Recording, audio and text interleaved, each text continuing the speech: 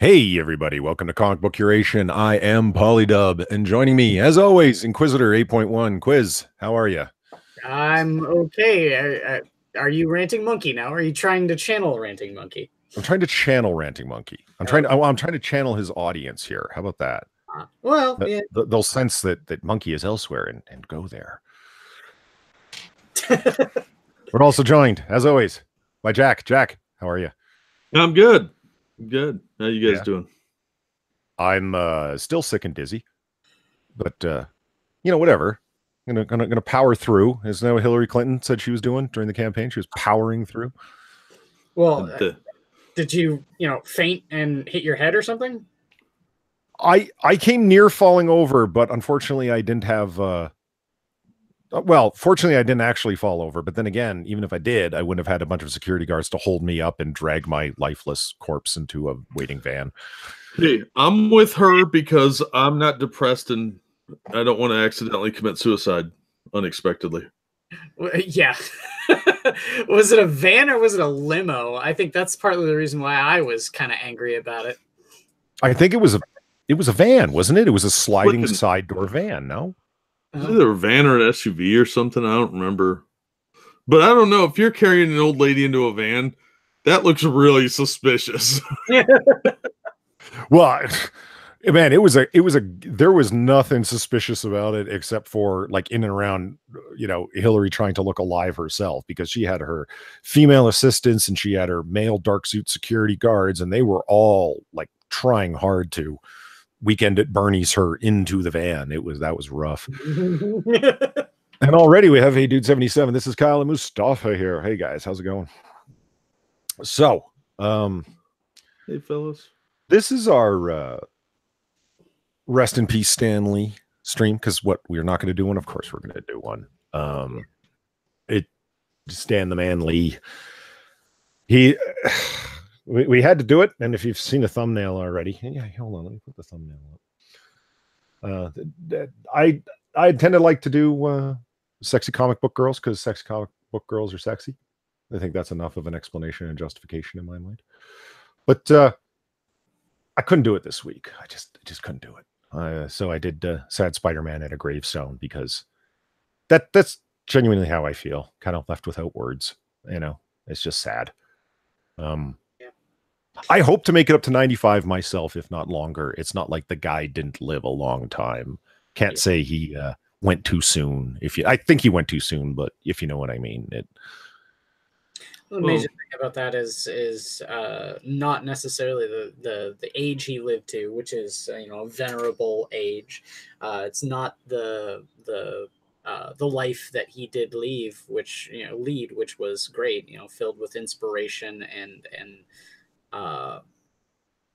influence beyond his years. The worst thing about it is the fact that in the last year of his life, he had to go through all the things that he did. Mm-hmm. Yeah, that last year was pretty terrible. I mean, this was probably a welcome thing for him because his wife died, and usually men, when their wife dies, they don't live very long. And I'm surprised he made it a year, honestly. Yeah, that's sad and also kind of touching in the same way. You know what I mean? Yeah, but it's just the natural order of things. And when he lost his wife, all the vultures descended on him, and that's when all these horrible things happened. So, I mean, he's no longer the source of scumbag funding, Mm-hmm. Right. And a lot of these people will have to find somebody else to cling to and mooch off of. Literal vampires stealing his money. Yeah.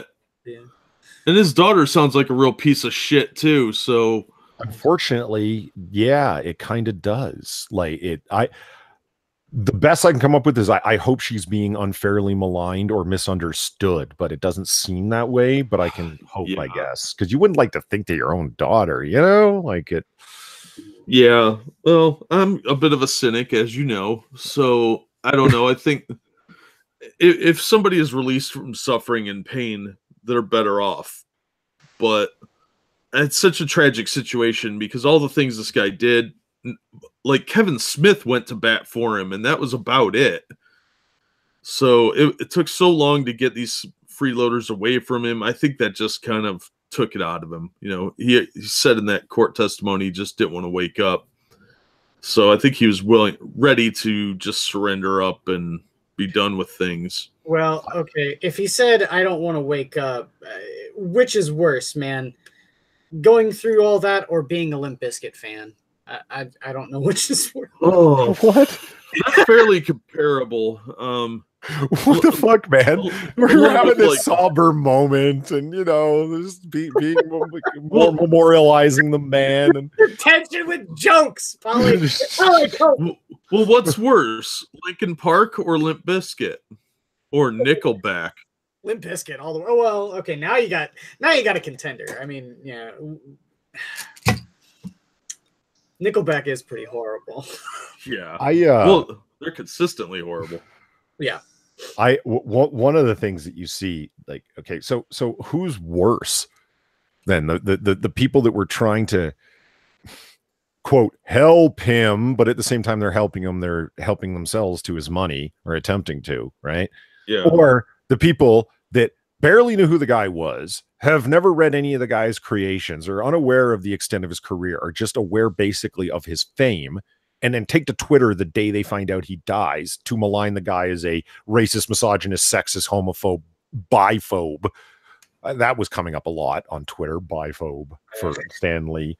Calling him everything in the book. I'm glad he died, or, you know, I'm not glad he died, but don't ask me to shed a tear for this old racist, blah, blah, blah, blah, blah. Well, I think those people are just ignorant as opposed to maliciously evil. The people that were picking off of him and stealing his money and his blood, for that matter, and forcing him to go out and do labor, those people were straight up, I think they were evil. Whereas these other people are ignorant, foolish malcontents who have nothing good in their lives and have never loved bunny rabbits or kitty cats or anything. Yeah. So they're just unhappy, miserable souls that have never experienced joy, whereas these other people are purposely doing something malicious. Yeah. Yeah, okay, I see the distinction. Actively doing something horrible. Yeah. Yeah. I agree. And that's how I would break it down too. I mean, yeah, the people that are maligning Stan Lee are absolute fucking scumbags. Every single fucking one of them. But they're opportunistic scumbags. They're not actively, you know, trying to harm him and his health. Thank God they can't anymore. Yeah, they're carrion. You know, they come along and pick off the corpses like vultures, but they didn't kill the animal. You know, the person driving the car that hit the bunny rabbit did it, and these people are just the vultures descending and picking at the flesh of the dead, but it's already dead. You know, they're just looking for some fame or some back pats so they could trade in for pee-pee touches. Yeah, well, from what I saw, they definitely got a lot of retweets and likes off of, well, it depends what you consider to be a lot, but that they got any, I find that to be mind-blowing. Where it's that they got any is disgusting, yes. Well, of course, but that's the culture we're in now, where this sort of thing is accepted. If you accuse someone, no matter how, I mean, the guy was 95, I'm sure he had some dementia or some Alzheimer's creeping in. It's normal at that age. So, you know what? When I'm going to challenge you on that. I don't think you're right. I don't think that's the culture we're in right now. Any one of these fucking cowards that's saying that shit. They're saying it because they're, you know, fanboy12789 on Twitter. That's why they're saying it. If they were out fucking public and they're at like a memorial for Stan Lee, they're not going to shout out to the crowd, I'm glad that old racist is dead. Well, they might, because I think, let me clarify, these people are trying to get attention for themselves. They don't give a fuck about Stan Lee. No. They don't really care. No. They don't care about most of their causes. The cause is there to get attention for them. Because daddy didn't hug them, or the dog didn't play with them, or whatever. So they're trying desperately to be unique and special in the daycare world that they live in. Because that's all that matters is me. Yeah, but I think the social ostracization of you know, being in a group of people and saying out loud, you know, fuck that old racist, you know, I'm glad he's dead. You got a lot of people going to shut the fuck up, man. Like, you know, you would hear that instantaneously. Twitter and other social media allow you to be in hug boxes where everyone's going to agree with you. So therefore, you can absolutely. say things like that, and anybody who disagrees with you is obviously an alt-right nationalist. Yeah, but that's what I'm saying is like they're doing it for the attention on Twitter and get that dopamine hit.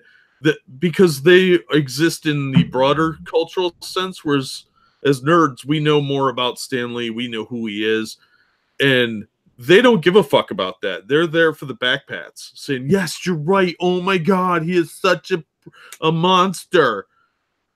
That's what they exist for. Am I lacking something? Am I psychologically deficient in that I don't get a dopamine hit off of somebody agreeing with me? If somebody instantaneously agrees with me, I get the sense that they weren't even listening to what I said and are just saying yes. Yes. See what I mean? I didn't buy it, Jack. I didn't buy it. No. You know where I get the dopamine rush? When someone disagrees with me and I can prove them wrong. That's where I get my rush. Yeah. I get the rush off of persuasion. If the moment of, because if somebody goes, you know what? I think I stand corrected, because it sounds fake. But if I can get somebody to say, that's an interesting point, or I hadn't thought of it that way before, that I gave them pause. It's like holy shit, I must have really said that well. That to me, I never get that ever. They're always like, "You're fucking wrong and you're stupid." Well, those are relevant points. Prove it. And this is what's so dangerous about Ranting Monkey.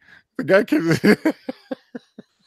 I'm never wrong, and I'm always convinced that I'm right. And now treat Twitter a lot like my. Hold on, what you cut out there, Jack? What'd you say? So I treat Twitter like I treat my phone. I hate it, and I don't want to deal with it, so I touch it as little as possible. Nice. Well, actually, the truth is that you with was that your phone or your ex-wife? I mean, touch as little as possible. Obvious joke is obvious. Sorry. Jesus. No, because then she's an ex, and that makes it hot.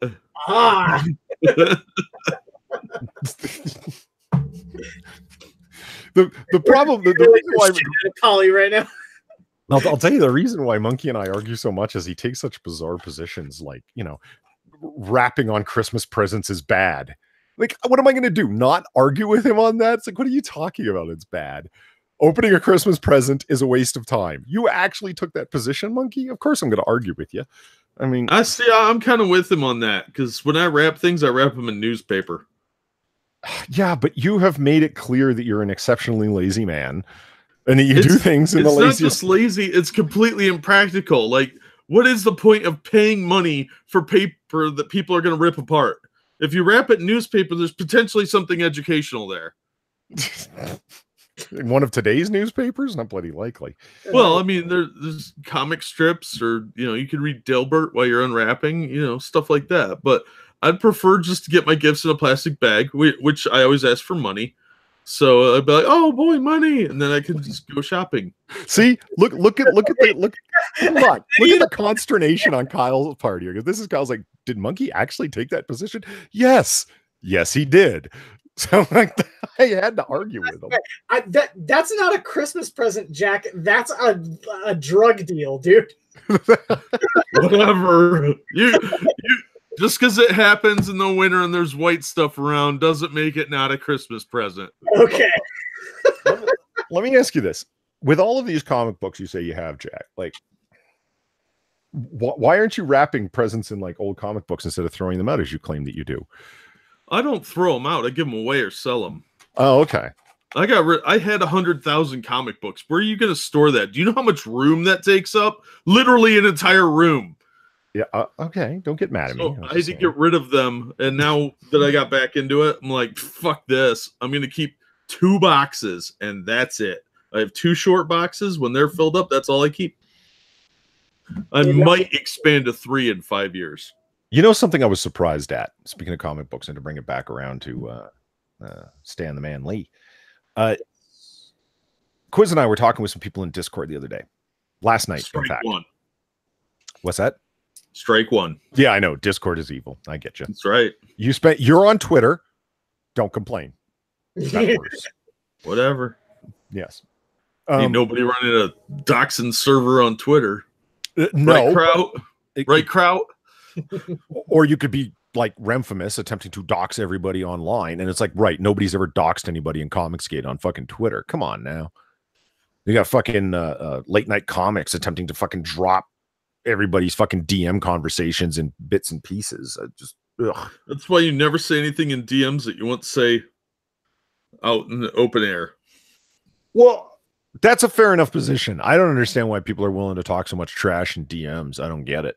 Like, not for fear of having it like copied and released or anything. It's just why in general. I don't understand the speed to talk shit behind someone's back in text form. Gossipy people. Well, some people just can't help it. Nostos Loja says, Polly, if you're late anyway, why not an extra 26 minutes? You mean so like to get beyond the end of Lords of the Night? I mean, yeah, I guess I could have done that. Yeah, they're in chat time. Doesn't matter. Well, yeah, but that's the most active time for chat to be there, right? It's the only time they're paying attention to them. Well, and like I said before we started streaming, it's not even the Lords of the Night crowd. I mean, it is, absolutely, but it's also, why does Ethan Van Sciver, like, I swear the guy has a microphone set into our fucking Hangouts and knows when we're about to start streaming so he can start streaming 8 minutes before we do. It's the weirdest coincidence again and again. We'll start streaming. He's already started streaming. I don't know what it is. He's already... He's what? He's already Tracer. Don't reference bad memes, please. So anyway, back to Stan Lee. I was surprised how many people in Discord had never heard of Stripperella. Oh yeah, a Stan Lee creation. For those of you who aren't aware, Stripperella was a Spike TV animated series created by Stan Lee, focused around the voice of Pamela Anderson playing a secret agent stripper by the name of Stripperella. The titular character. And which, very well done. You know what? I kind of like that show. Yeah, so do I. I actually really liked it. It was actually really well animated. Yeah. And as Mustafa said, it's like, when you were a kid and, there was like titties everywhere, and especially the late night version because it was uncensored. To be fair, he said that he was watching it when he was 8. Now, you started early, Mustafa. Jesus. Yeah. That's right. He did say that. Wow. So, I mean, we, our tribute to Stan Lee, I mean, we talked about it on Monday night on the Minions when Inquisitor was hosting the Minions, as he does every Monday night. Yes. And he paints during those streams, as he is right now, not paying attention to us by painting his Warhammer minis. What? Anyway, I showed up there, and so did Jack, even though I was sick, and I still am, which would probably explain the meandering, unfocused direction of what I'm saying. Yeah, that explains it. Well, what? You've been sick since we started this channel? You've been sick for 30 years. You got polio? Are your parents anti-vaxxers? Oh my God. That was a good one. I have the power to kick you, I have 8 accounts. I'll just be a dick in chat. I love it. So anyway, what were we saying? I've lost track. I'm not kidding, guys. Like, for those of you in chat and those of you listening in the future, I am very sick, so that I apologize for the lack of focus that I am no doubt displaying right now. About Stan Lee and my night hosting Minions. Right. Yeah, so we got a lot of our thoughts out there. We talked about how awesome Stan Lee was. I remember the first time I heard his name, I told that anecdote of asking my dad who is that guy saying Face Front True Believers, and asking my dad who that was. It was before an Incredible Hulk animated episode on some channel I don't remember when I was a kid. And then making the connection that, oh, that's the guy's name who appears in the front of all my comic books, all my Marvel comic books anyway, like presented by Stan Lee, as they used to say before they went full SJW. I don't care what anybody says. I don't think that there was a single Stan Lee cameo in an MCU film that I didn't enjoy. People would claim that they were sick of them, but I think that these are just like black-hearted motherfuckers that just don't like nothing. Yeah, I mean the one that really sticks out to me was the first Thor. That one's probably my favorite of the Stan Lee cameos. Where he's driving away with the truck. Yeah, and he rips the whole axle out, and he goes, "Did I get it?" That one's one of my favorites. But the other one is definitely harkening back to the whole, Stripperella thing. Was his cameo in Deadpool. I forget, what did he do in Deadpool? He was the announcer at the strip club. Ah. Do you have a particular one you like, Jack, that sticks out? Yeah, I would have to go with Ant-Man and the Wasp. Okay. Haven't seen it. He goes to get in his car and his car shrinks down. And he cracks a joke, and it's actually really funny. It's probably the funniest joke in the whole movie. But I'm not going to ruin it for you. No, fucking spoil it. No, I'm not spoiling it for the audience. Do you have any idea how few viewers we get? It doesn't matter. I don't care. I love every one of our viewers, by the way, because we have so few. You're all greatly appreciated. Do you realize how few people actually saw Ant-Man and the Wasp? You're not spoiling anything. We have the sexiest audience out there on YouTube. We do. Not going to ruin it for them, because it's Evangeline Lilly is smoking hot in that movie. It's only the ugly people that stay over at the Monkey Stream. All the sexy people come over here. Like that's how it works. It's because cool people read comics. Yeah. Real comics, not the crappy ones from Marvel. Well, the current crappy ones from Marvel, with a few exceptions. Yeah, they haven't been good in like a decade, though. So, yeah, got a point. Man, when Chris Claremont stopped writing for them, they really kind of lost their talent base, didn't they? I will say, before we move on to a different subject, that my favorite Stan Lee cameo was in the second Fantastic Four movie, in Rise of the Silver Surfer. Oh, I hate that movie. Well, but when he's attending Reed and Sue's wedding, and he's the maitre d' of the wedding is attempting to stop people from crashing the door, and he's like, "But they know me. Trust me, they know me." And they're like refusing him entry. That was so fucking meta. Like, because he didn't say like, "My name is Stan Lee." He's just like arguing with the guy. "You have to let me in. They know me." It's like, of course, this is literally their creator. There's something that's particularly hilarious about him being refused entry to their wedding. Yeah, that's true. The one thing that I think is a missed opportunity, and just to hear me out on this, right? What if talk about another good old Marvel, sort of idea there for a while. What if Stan Lee's cameos actually had a wider implication? What if Stan Lee was the Watcher, and that's why he was in every single Marvel movie? Like, he was the Watcher as in Uatu, the guy on the moon? Yeah. Yeah.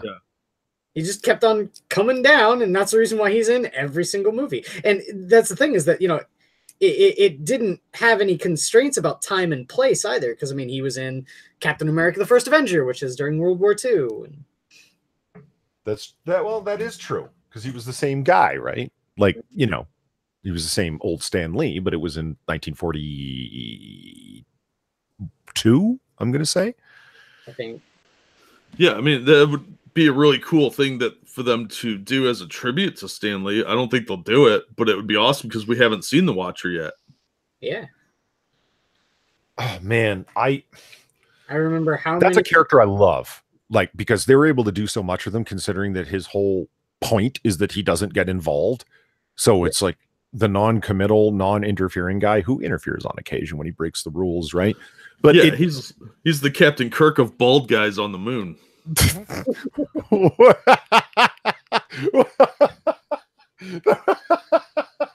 That makes so little sense. But in context, makes perfect sense.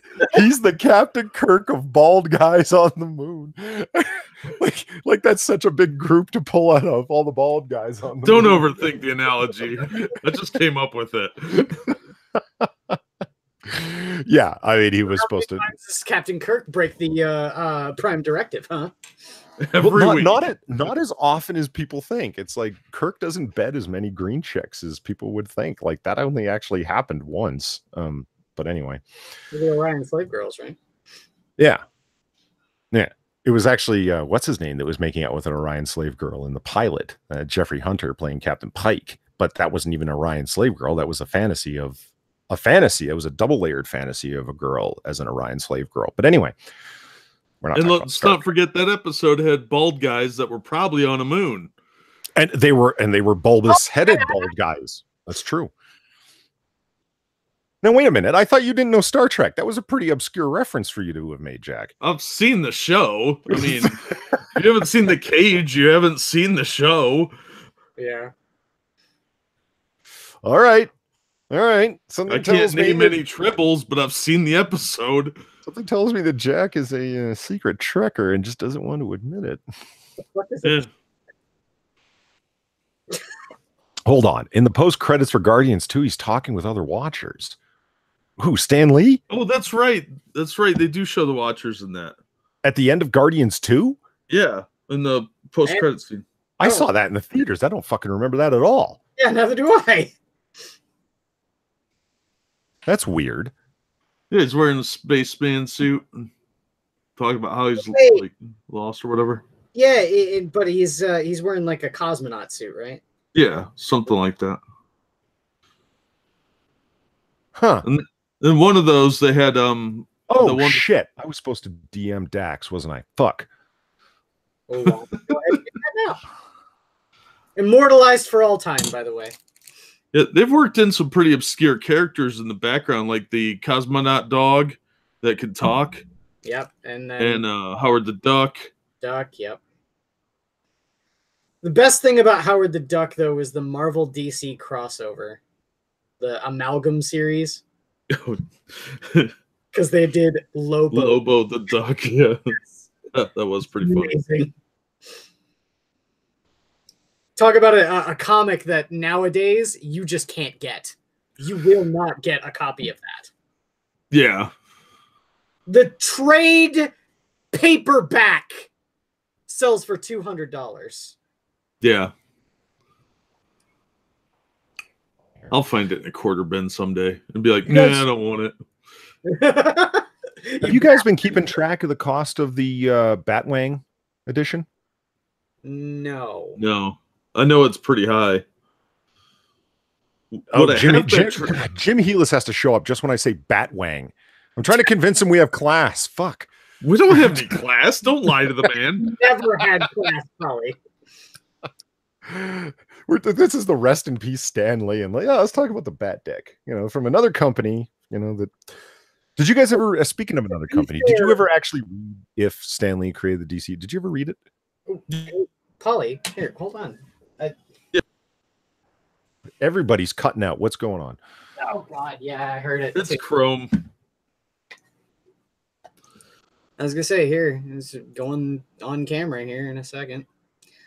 You're not showing your wang, are you? Blurry as fuck. No, I don't. There we go. I don't have a bat wang. Come on, what are you talking about? I have the omnibus. So. Oh, nice. You definitely. Holy shit! Yeah. Okay, I'm a little jealous. I'll admit it. Hey, you know what? Half price books. Really? Yep. Nice. Fine. How much did you pay for that? Well, let's see. Half price? That's the cover price. $75, so half of 75. Fuck. Nice grab. Yeah, you can't go wrong at half price books, man. They got some great deals. Yeah. I mean, it says something about collectible comics when it's things like that become collectible, because do you really want those Marvel #1s anymore? Because it's like there'll be another one in 3 months. Do you know what I mean? But the thing that you'll find and treasure is a massive omnibus, because you get like 1,000,000,007 fucking comics in one massive hardcover book, and that's all you really need from it. You have the entire collection right there. Right. It's true. So what did you? So you've actually read through the omnibus. What did you think? Did you I'm not finished it yet. I'm still really? yeah. I like the fact that it's a completely sort of different take on the DC superheroes. Like Batman is not a rich white dude. He's Fair enough. very much the Spider-Man sort of origin story of an urban black kid who kind of, has a tragedy in his life and overcomes it by becoming a vigilante and uses his, higher moral authority to kind of exert his ability and justice over the city that he presides over. The one thing that I do think is kind of funny, though, is that early in Stan Lee's sort of creation of Marvel, he did mention the fact that DC have the fake cities, and says, I don't want to make superheroes for a Gotham or a Metropolis. I would much rather have them in real places in the world. Makes them feel more real. Right. Problem, Dan, why is everyone from New York? In certain ways, it makes sense because they want to go like the world outside of your window, and it's like literally outside of their window is Manhattan if you're at Marvel headquarters, right? But somehow, apparently, the world outside of their window is now populated by interdimensional Latinx lesbians, and well, now it is. It definitely wasn't in Stan's day. In any case, did anybody want to say something in reference to Stan Lee? Because we'll get back to him when we do our comic book pitches, of course. But did somebody want to say something that hasn't already been said? I think it was just necessary that if you do, not necessary, but there's as much as we got from Stan Lee's creative ideas, the thing I think that's most impressive about Stan Lee is that he and Kirby and Ditko and all the Marvel guys back in the day that were they were with Timely before it was Marvel Comics, right? That far back. But before it was a huge thing, when comics were still selling for 10 and 15 cents and so on, when it was truly for kids only, not in the sense of restricted to kids only, but just aimed at them and nobody else, adults wouldn't think to read them. They were still doing it. They were still big in it, and that was, and God, this many years later, and the guy was still active in the field. That's mind blowing. I mean, talk about a legacy to leave, a legacy that you're not going to see Cena Grace leave, that you're not going to see the people that think of themselves as an important storyteller leave. They're telling stories now of the current year, very restrictive. In the 60s, they were telling stories that were more timeless. They were situations. They weren't about, Orange Man bad. Yeah. So it was more of archetype and more Joseph Campbell oriented, struggles that any teenager could relate to. It's kind of set vaguely in the time. Joseph Campbell, there's a fucking reference. How many people have actually read was it the Anatomy of a Hero, or is it the Hero with 1,000 Faces? Hero with 1,000 Faces, that's it, yeah. And the Goddess Within. Anyway. But yeah, I think for me, Stan was always the voice of my childhood because I would watch Spider-Man and His Amazing Friends.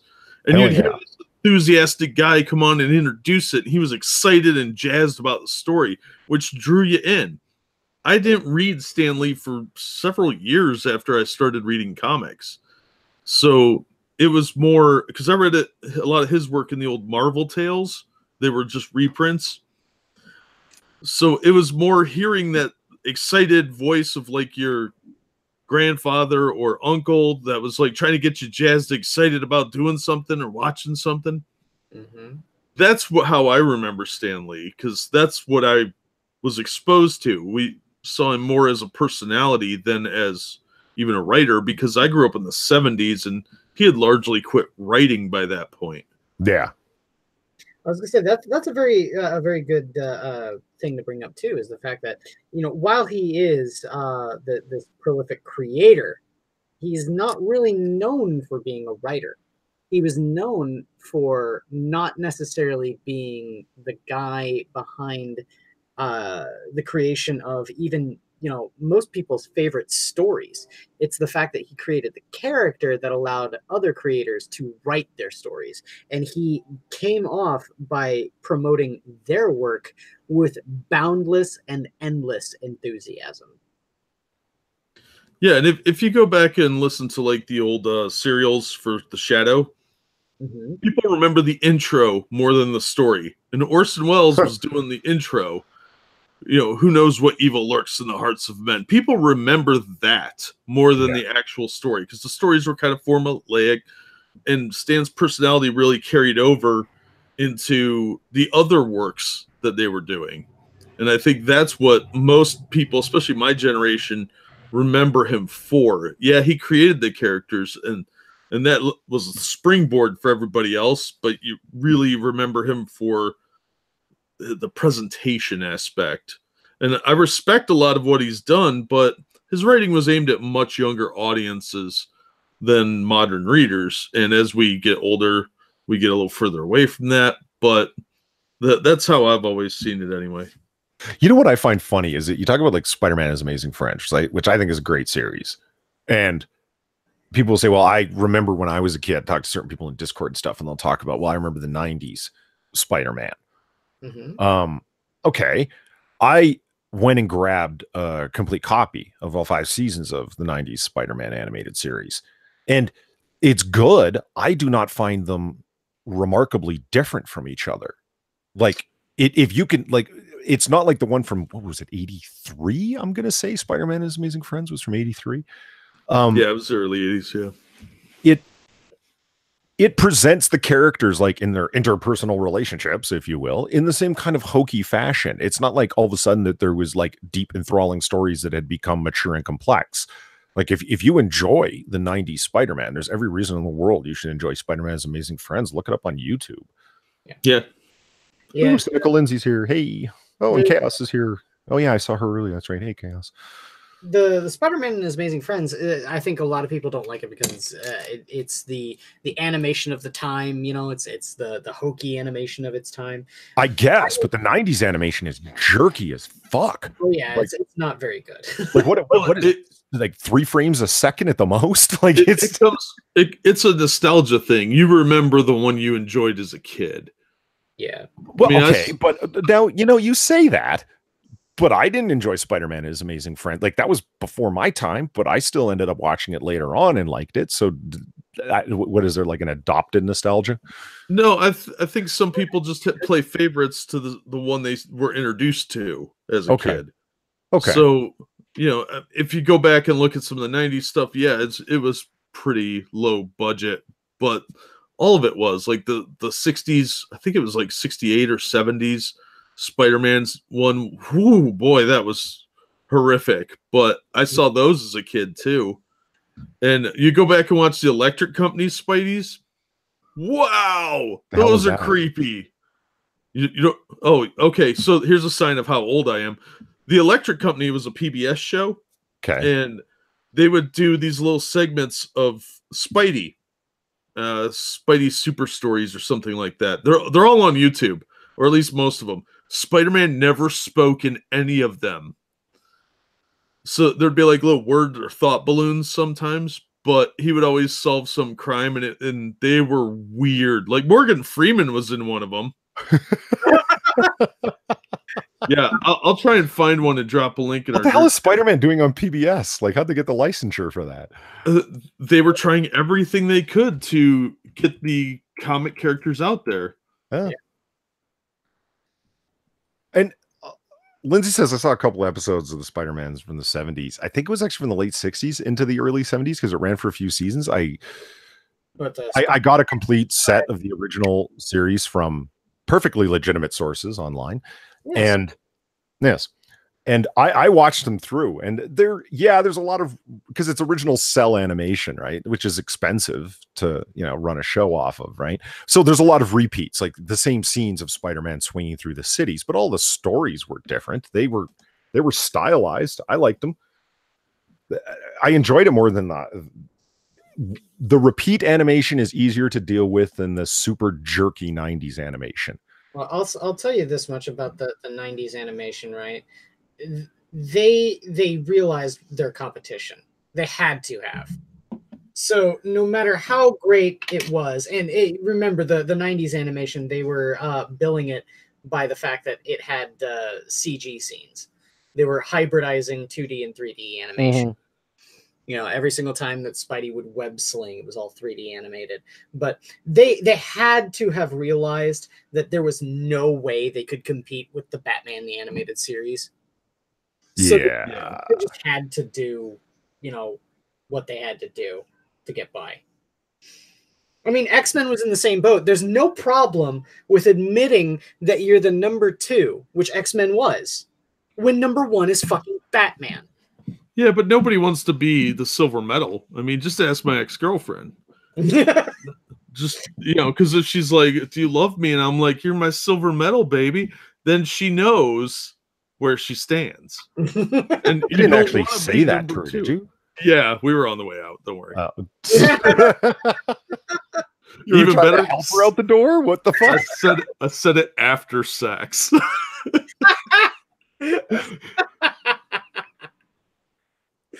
Oh God.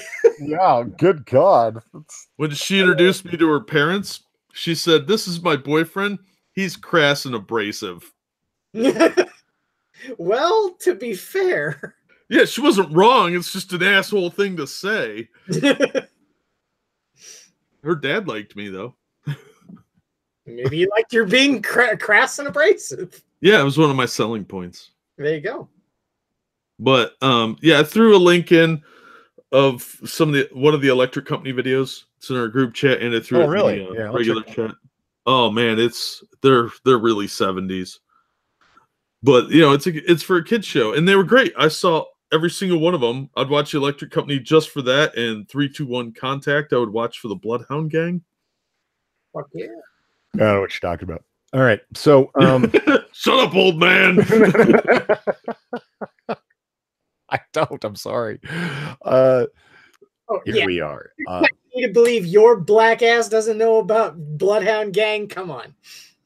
Do you know the band, the Bloodhound Gang? Yeah. Guys, I think you're taking advantage of my muddle-headed sickness right now. I think you're just making things up. You know about that band, right? Soda Can Factory Retort? Like, you know, this is...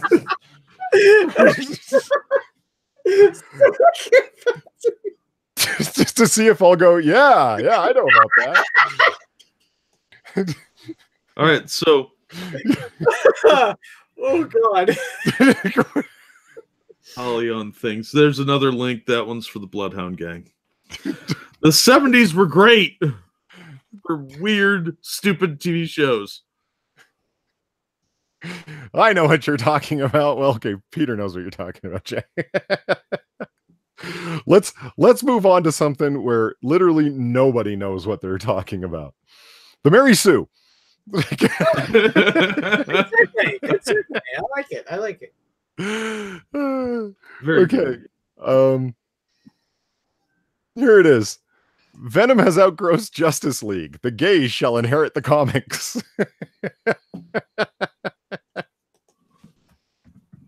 Oh, good times. Good times. All right.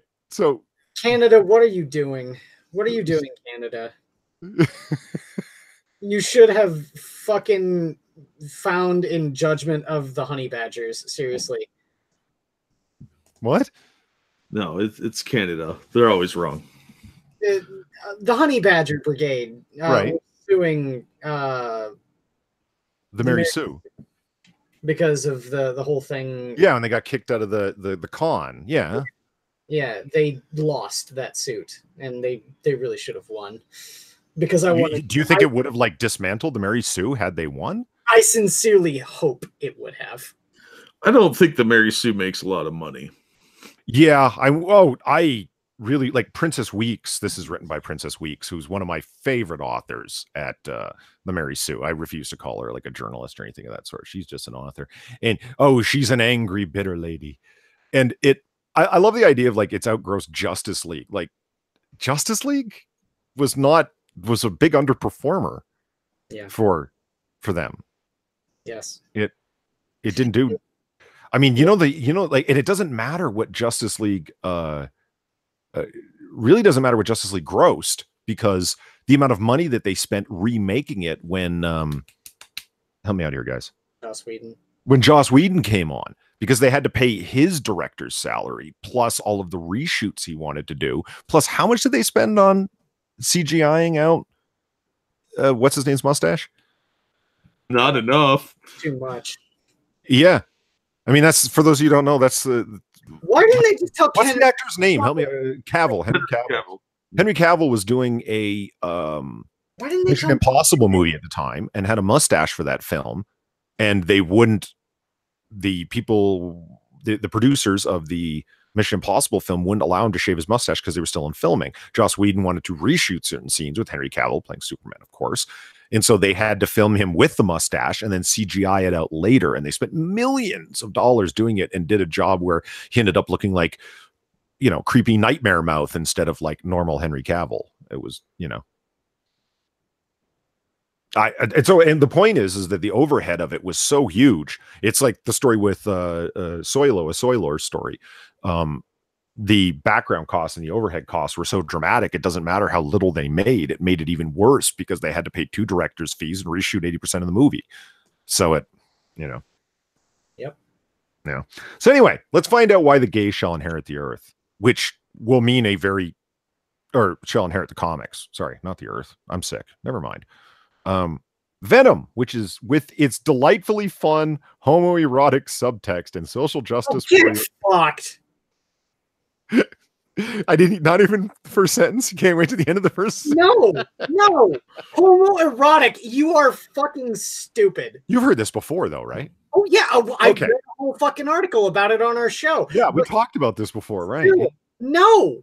Yeah, no, I agree. It's totally read into it, and reiterating it does not make it make any more fucking sense. And because, like, the actor, it's interesting. People want to get up in his personal life that he's bisexual, and like, sometimes kind of says that he is, and he isn't. I don't even really know the story on that because, frankly, I'm not that interested in this guy's personal life because he doesn't seem that interested in talking about it. So, like, okay, let the man live his life. You know what I mean? Like, what's that? Leave him alone. Yeah, well, they meaning like certain people in media want him to be talking about like proudly, I am bisexual, I'm a member of the LGBT plus community, et cetera, et cetera. And it seems like the guy just wants to have a private life. That's my view of it, because he doesn't really talk about himself very much.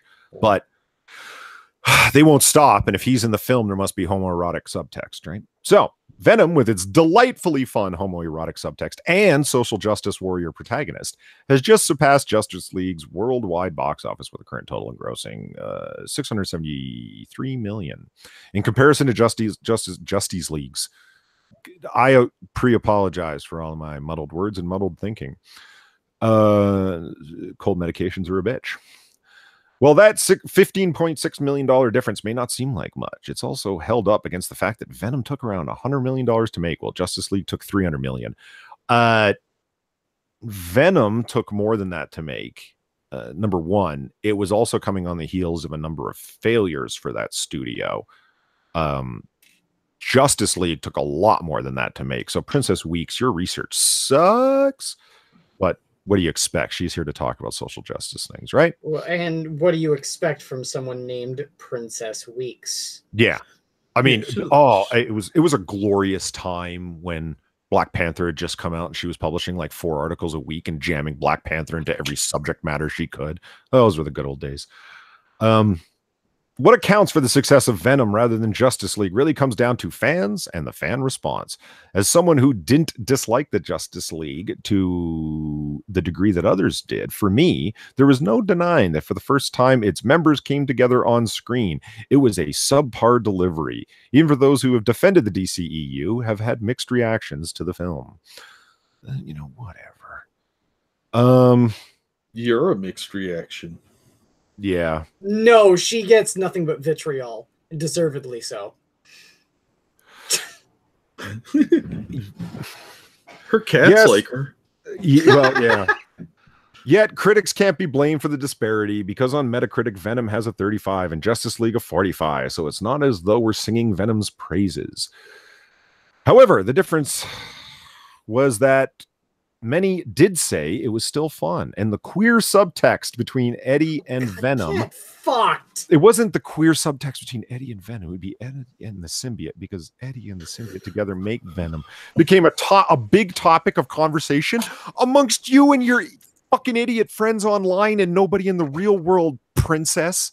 No, they're over. I love the fact that you can say that and it's her name. And you're overlooking the obvious, as is she. She doesn't want to admit the truth. It's not about queer. It's about him putting on blackface. I will say this. I am finding... Are you seeing this GIF right here, right? I can't look at anything without making this thing freeze up more. Okay, I'm just going to scroll past it because Henry Cavill's very menacing. Like, look at that guy coming at you, man. Gotta knock your fucking head off. He's a big dude and he doesn't look happy. Like, shit. Yeah, I heard that was a pretty good movie. You haven't seen it? The Mission Impossible with Cavill? No, I don't go outside if I don't have to. Oh, okay. If you're into action films, if you like great choreography and like high flown action, especially with all of the, the stunts that are done by the actors themselves and stuff. Oh yeah, yeah. The last couple Mission Impossible films, fucking outstanding for it. The other big issue, to come out of Justice League was the way that Diana was portrayed, all of a sudden becoming the team mom, and how her skirt, I didn't see that either, but let's just continue on here. And how her skirt, which managed to not be the subject of upskirt shots in her own movies, suddenly became an issue. It did? She's wearing underwear. Yeah, but what's the issue? Them Israeli girls and their lack of underwear wearing, What is she talking about here? Like, seriously? I don't do you know. Okay. I thought you might be aware of the issue that she was suddenly became an issue. No, this chick's crazy. I have no idea what she's talking about.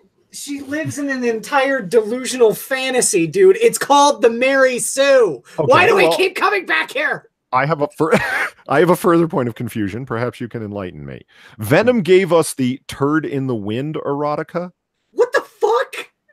I don't know what that means, but I never want to find out. Fan art. You spend a lot of time You spent a lot of time on 4chan Quiz. What's going on here? I'm morbidly... Turd in the wind? Yeah. Venom gave us the, quote, turd in the wind erotica. Tell me you guys are paying attention to chat. I don't have chat up because I've got this window up. Our viewers are important, damn it. And by the way, our important viewers and hold on, Quiz, and the sexiest audience on YouTube. If you would like to share and subscribe and hit that like button and ding the bell, we'd be much appreciative. Go ahead, Quiz. What were you saying? Apparently, it shows exactly how either memorable this movie is or shows our journalistic integrity as well. Apparently, it's a line in the movie. Turd in the wind erotica?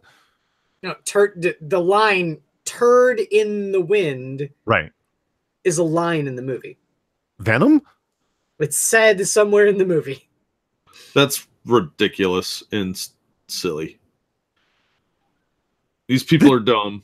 It says, we will eat both your arms and then both of your legs, and then we will eat your face right off your head, and you will be this armless, legless, faceless little thing, won't you? Rolling down the street like a turd in the wind. That movie is PG, right? You could say turd, so I don't know. No, I know you totally can, but it's like, can't you say shit? Like, that would have been less... Saying it in major Hollywood movies is only going to encourage CRP, guys.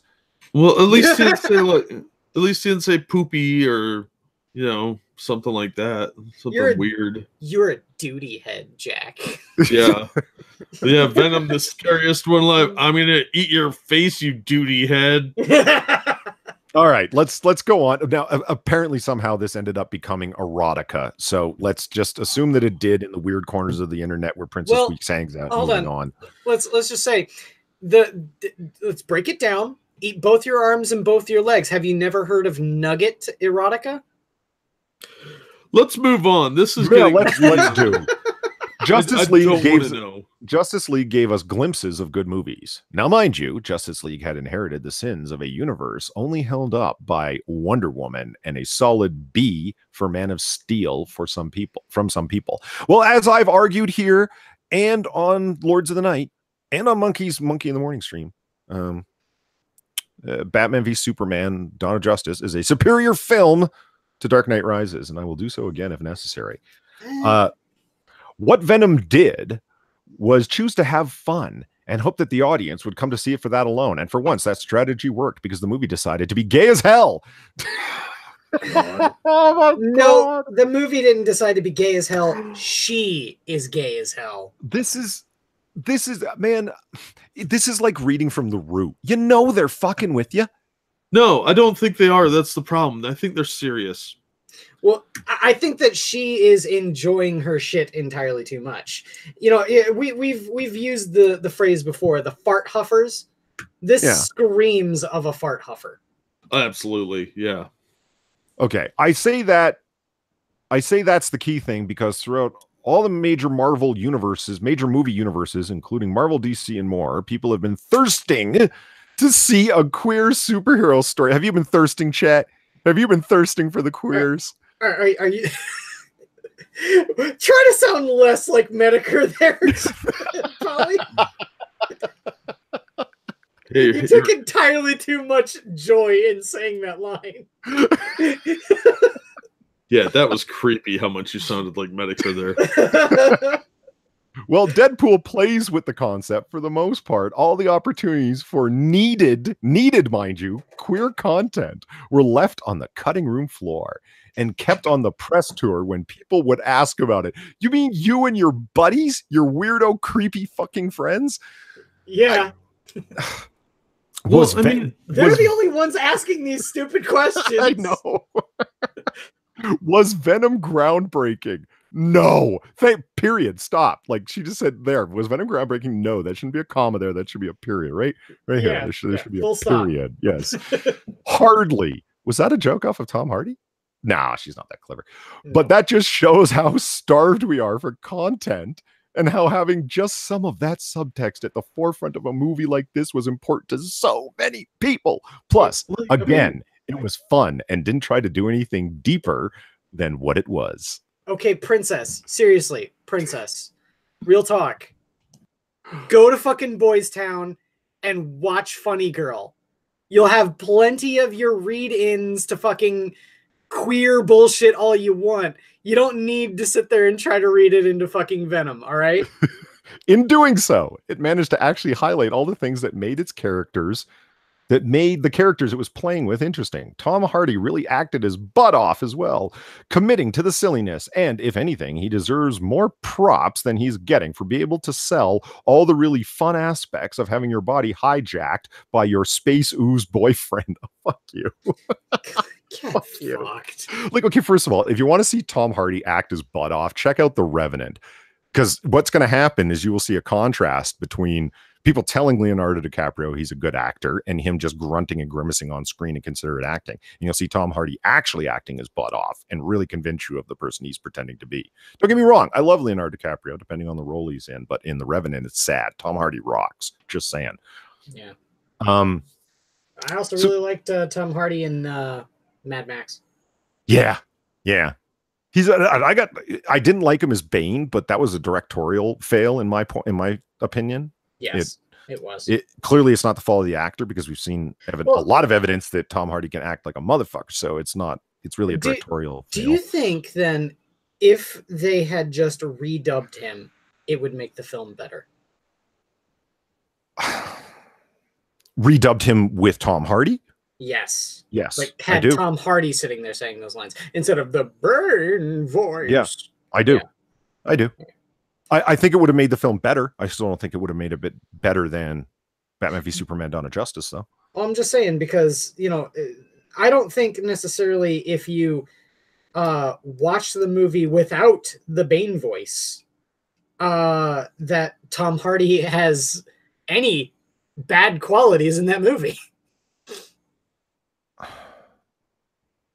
I think blocking wise, tonally, what passes for how much he can actually get across in his face. Again, I'm not blaming Tom Hardy for what's going on in Dark Knight Rises. That's a script problem. Yeah. I've said that before and I'll say it again. It's a fucking script and an editing problem because Joseph Gordon-Levitt shouldn't have even been in that film. Yeah, they kind of I think what Nolan was trying to do is he wanted to create a franchise, if that makes sense.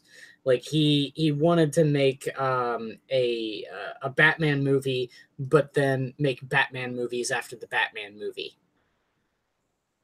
Maybe, I don't know what was going on in the guy's head, but So the final paragraph of this thing, because I want to finish it up, is I'm hoping that Aquaman will follow the same trend of just being a fun action comic book movie with a soft boy lead in a really handsome body.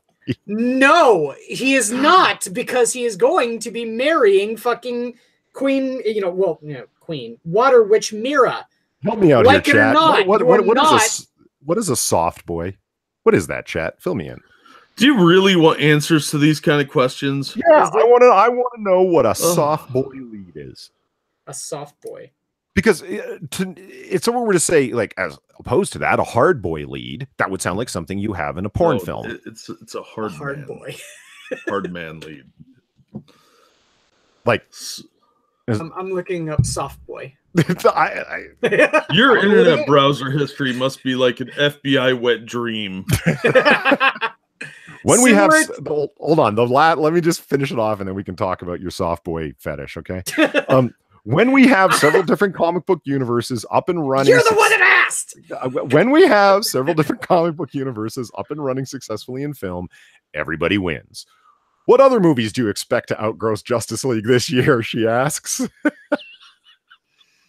See, every movie except for Solo.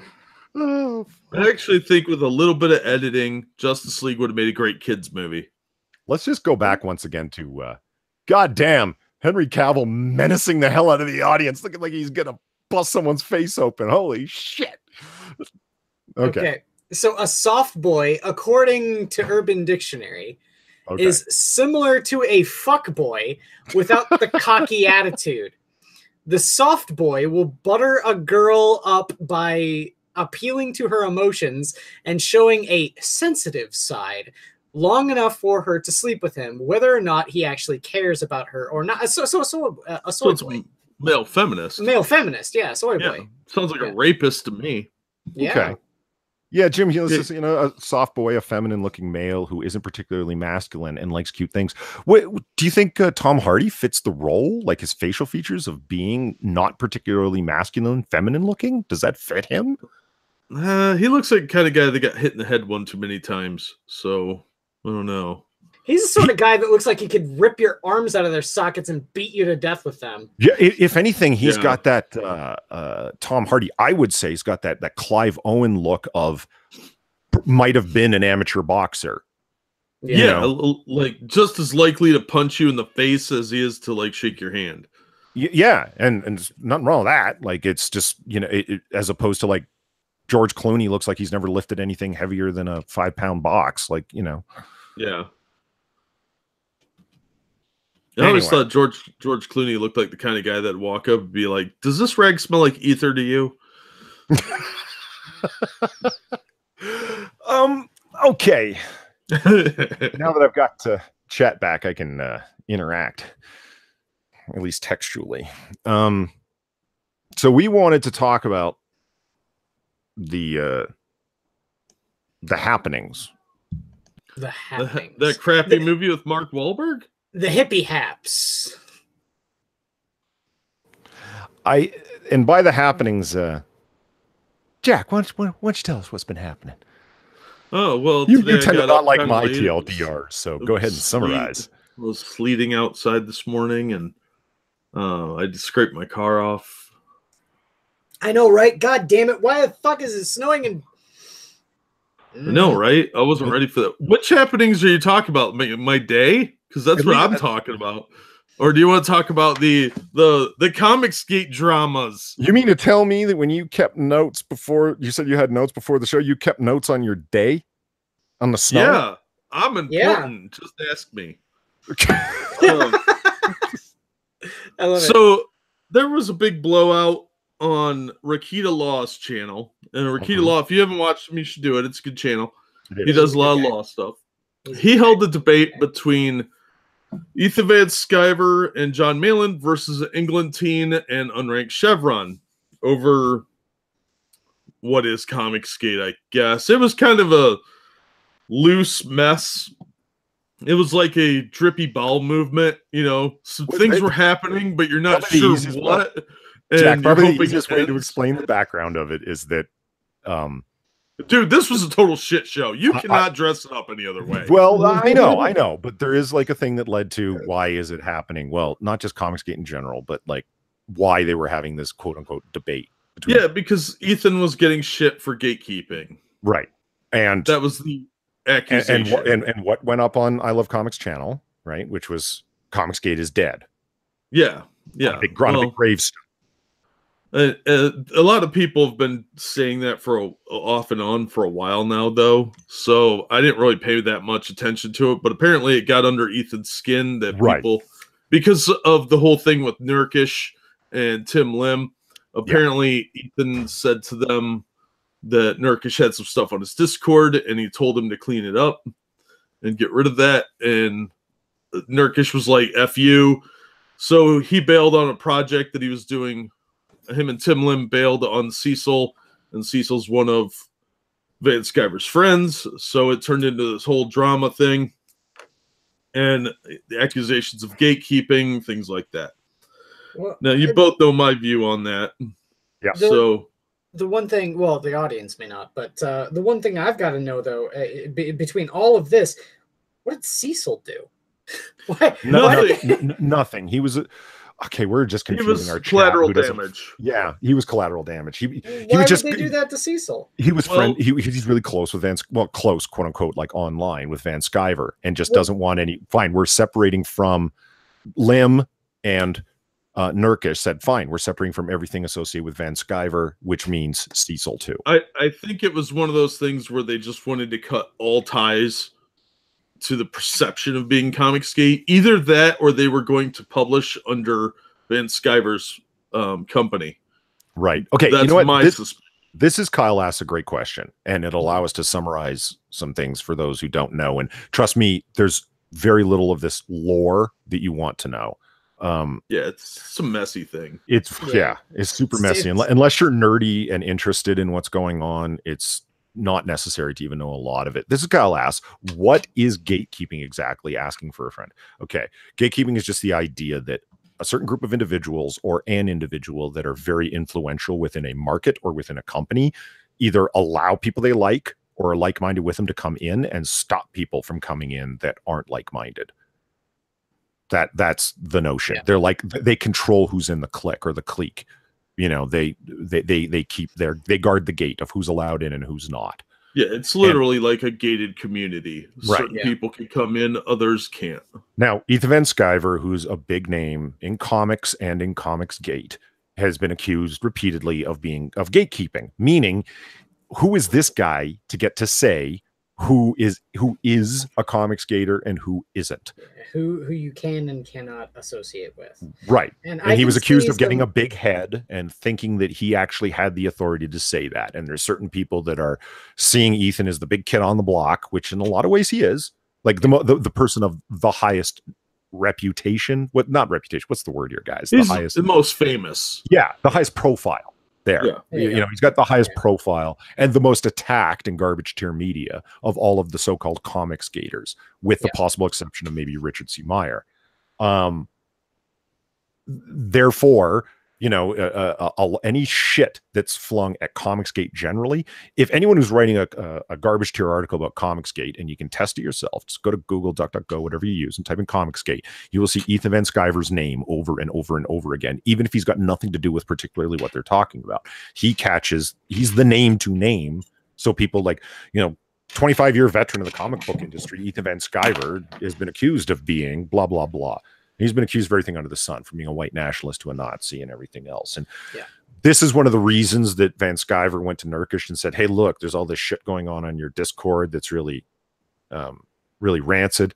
a lot of anti-Semitic stuff. I don't want to have to answer for that. Go clean up your Discord. You know what I mean? Because you're claiming your Comicsgate. Nurkish's response is, what happened to free speech? I'm a free speech absolutist. What does this matter? It's not your Discord. And it's like, no, but you're not the one who's going to catch the hell for it. I am. Van Sciver argued that he was giving it as advice to a friend, saying, look, they've got your docs, these anti-Comicsgaters out there. These people have doxed people before. They'll dox people again. They're going to dox you. And when they do, this shit is going to be ugly. Trust me, I know what it's like when they come for you in this way. And the problem with that is that's not what he initially said to the public. Right. He didn't present it as I gave advice. I asked him to clean it up. He came out and specifically said at 32-minute mark of his video on this, I told him to clean it up. Yeah. And now, that's where the perception problem really hit the fan. And it becomes this thing of, we all talked about this when we were off stream. It's like, none of this stuff would have happened if it wasn't for social media and all of this happening in public. But then again, Comicsgate wouldn't even be a thing if it wasn't for social media. So it's, this is part of the problem. It's all happening in public, you know? This confrontation was bound to happen at some point, though. It just happened that it became with these bigger YouTubers and these bigger pros that are in the movement. But it was going to happen at some point. I think it was an inevitable conclusion. And as I told you guys, it's going to be fracturing to the community. And that's exactly what happened within like a week of me saying that. I'm like Nostradamus or some shit. Well, you know what? Any kind of hashtag movement is by necessity or out of its basic nature uncontrolled in a lot of ways, especially the boundaries of it are uncontrolled. Absolutely. You'll get people saying, like Nurkish says, I'm Comicsgate parallel, but I'm not Comicsgate. Was that the word he used? Parallel? Yeah. Adjacent.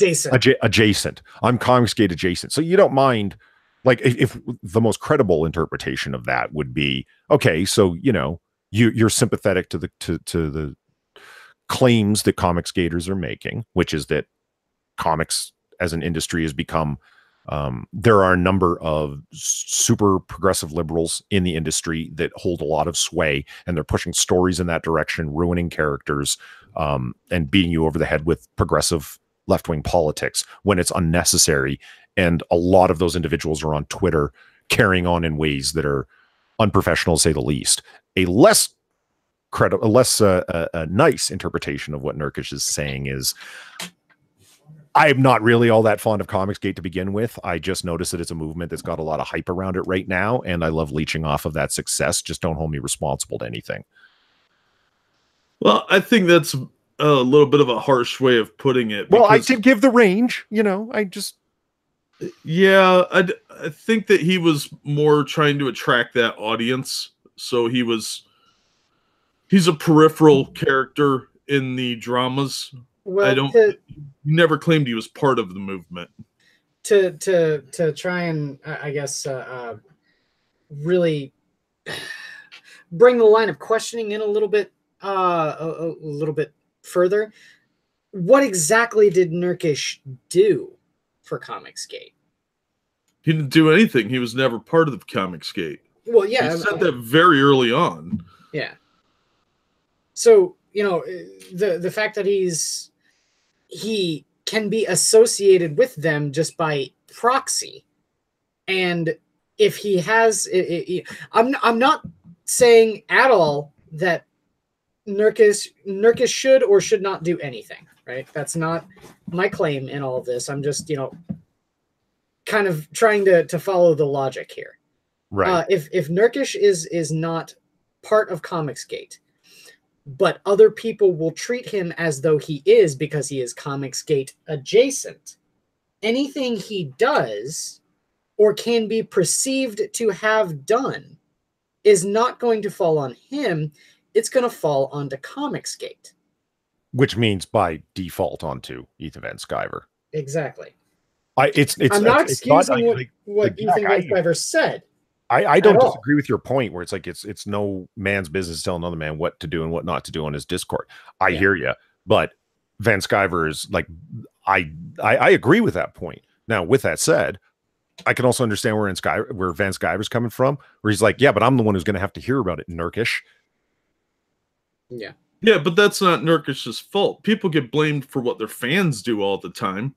Look at all the crap that people take because of something their fans did or listeners. Which leads us to the next thing. Instead of re-debating out what they were debating, Van Sciver comes out the next day and says, I'm done with Comicsgate.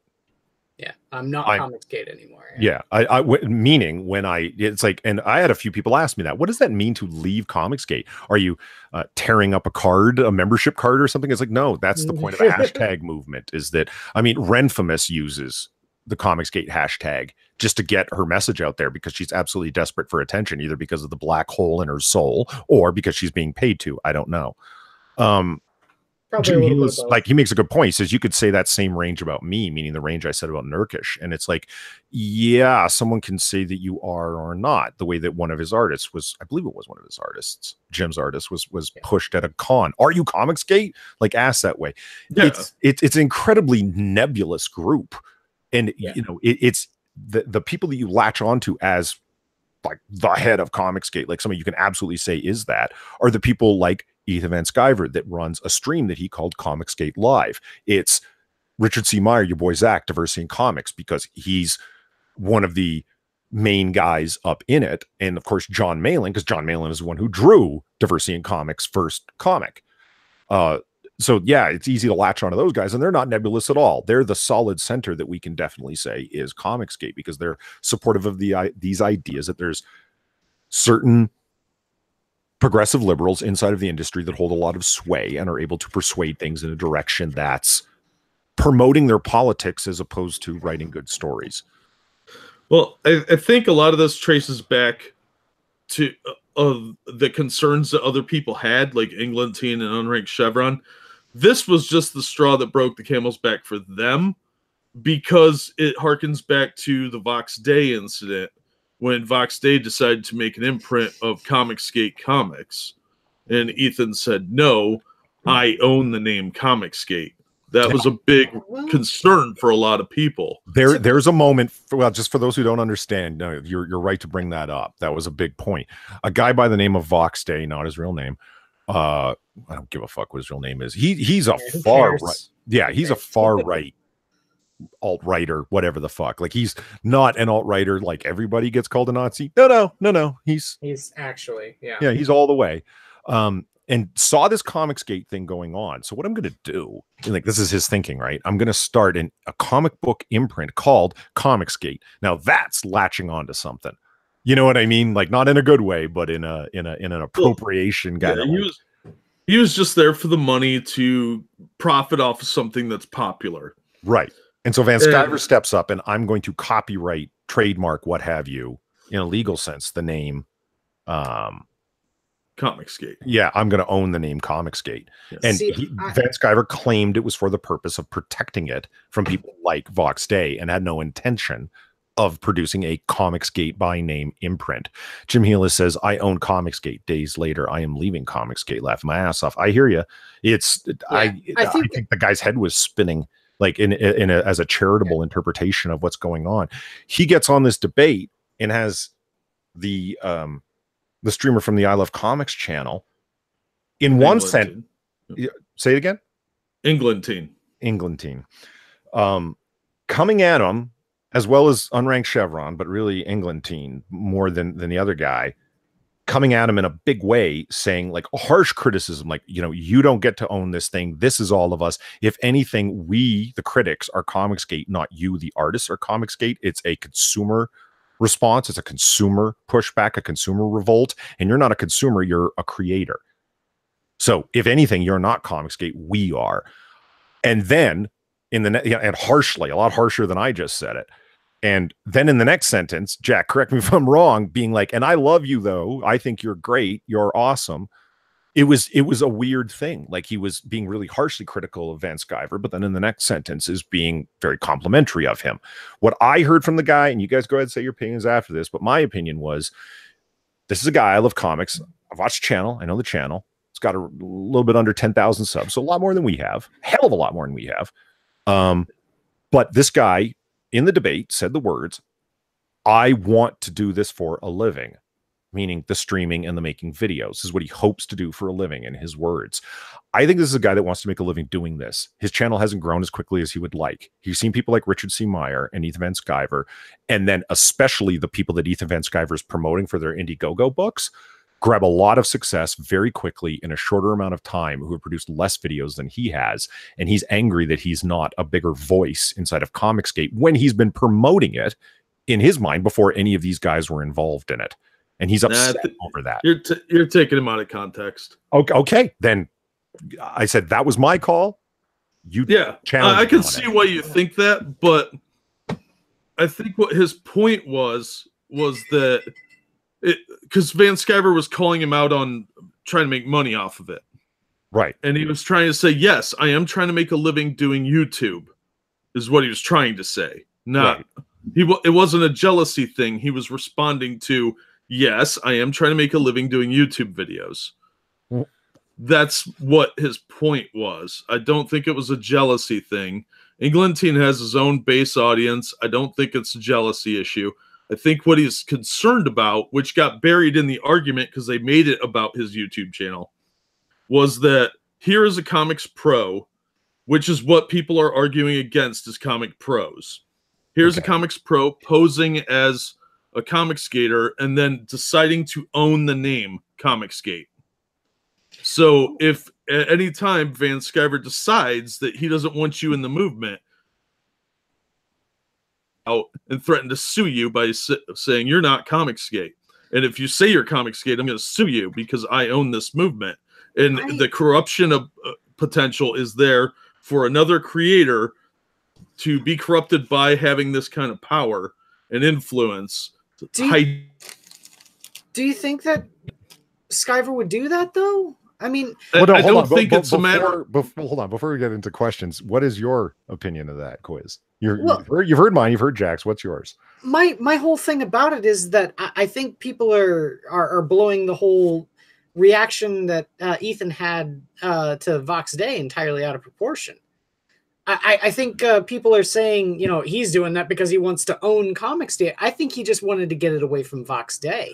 Yeah, I agree with you, but it's the perception of somebody owning as a potential to be corrupt. Because it's not about what type of person Ethan is. It's about this is what they were fighting against in the first place, was gatekeeping. Was one of the tenets of it is you're keeping it. Ethan just did exactly that. What he did with Nurkish is not that different from what Mark Waid did with Diversity in Comics in a superficial way. He interfered in somebody else's business. Not in a financial sense this time, but he was like, hey, you need to go clean up your Discord. He was ordering someone around. And you can see from a certain perspective how that can look to people that are already suspicious of creators. Maybe. Okay, well, let's couple quick things. Jimmy Lewis says he disagrees with my assessment. Disagree with me. I'm just saying this is the perspective they were. That's fine. Here's somebody who disagrees with me as well. Jim Hillis disagrees with my assessment. And then he says, gee, yeah, if he ever decides he doesn't want you in the movement, i.e. Comicsgate, he, Van Sciver, can get rid of you. What happens? Well, Jim dealt with that himself. Would he do that? Yes. It's like, I don't want you on my stream anymore. And Jim has dealt directly with that. Fair enough. But let's talk practicality for a second. And, I won't try and talk to Jim here. I'll try and talk to you because you're actually here to respond, and that would be more fair. Yeah. If he doesn't own the name Comicsgate, and the way I Love Comics would have it, that it stays as a consumer revolt, then the name is just sort of floating out there, isn't it? For anyone. Well, that's any hashtag movement, though. Right? Yeah. Is that not a dangerous situation? Okay, it may be dangerous in Van Sciver's hand, but it's not in some kind of pure unfettered situation just by floating in the ether. Well, I think you can see where people are concerned about one person controlling it. Well, yes, but to me though, this is a response to that, not a result of that. Do you get what I mean? Like, because this is a response to Vox Day wanting to do just that. Yeah, but the problem was that Ethan then has the power to do the exact same thing. So if he wants, he can say All Caps Comics is the only official Comicsgate company. Yeah, I mean, that would be bad. And I don't know. I would like to think that Ethan has more integrity than that. Yes, but you can see why it's suspicious that after he owns the name, he starts telling Nurkish what he can and can't do on his own Discord. Yeah. And that raised some red flags with people that are already suspicious of comic creators because of the way they've been treated by the big 2 companies, or big 3 even, because Image is doing it too. Yeah, Image. Well, all of them are doing it, including IDW. Yeah, but you get my point that these people are saying you can never work with us. We're keeping a list.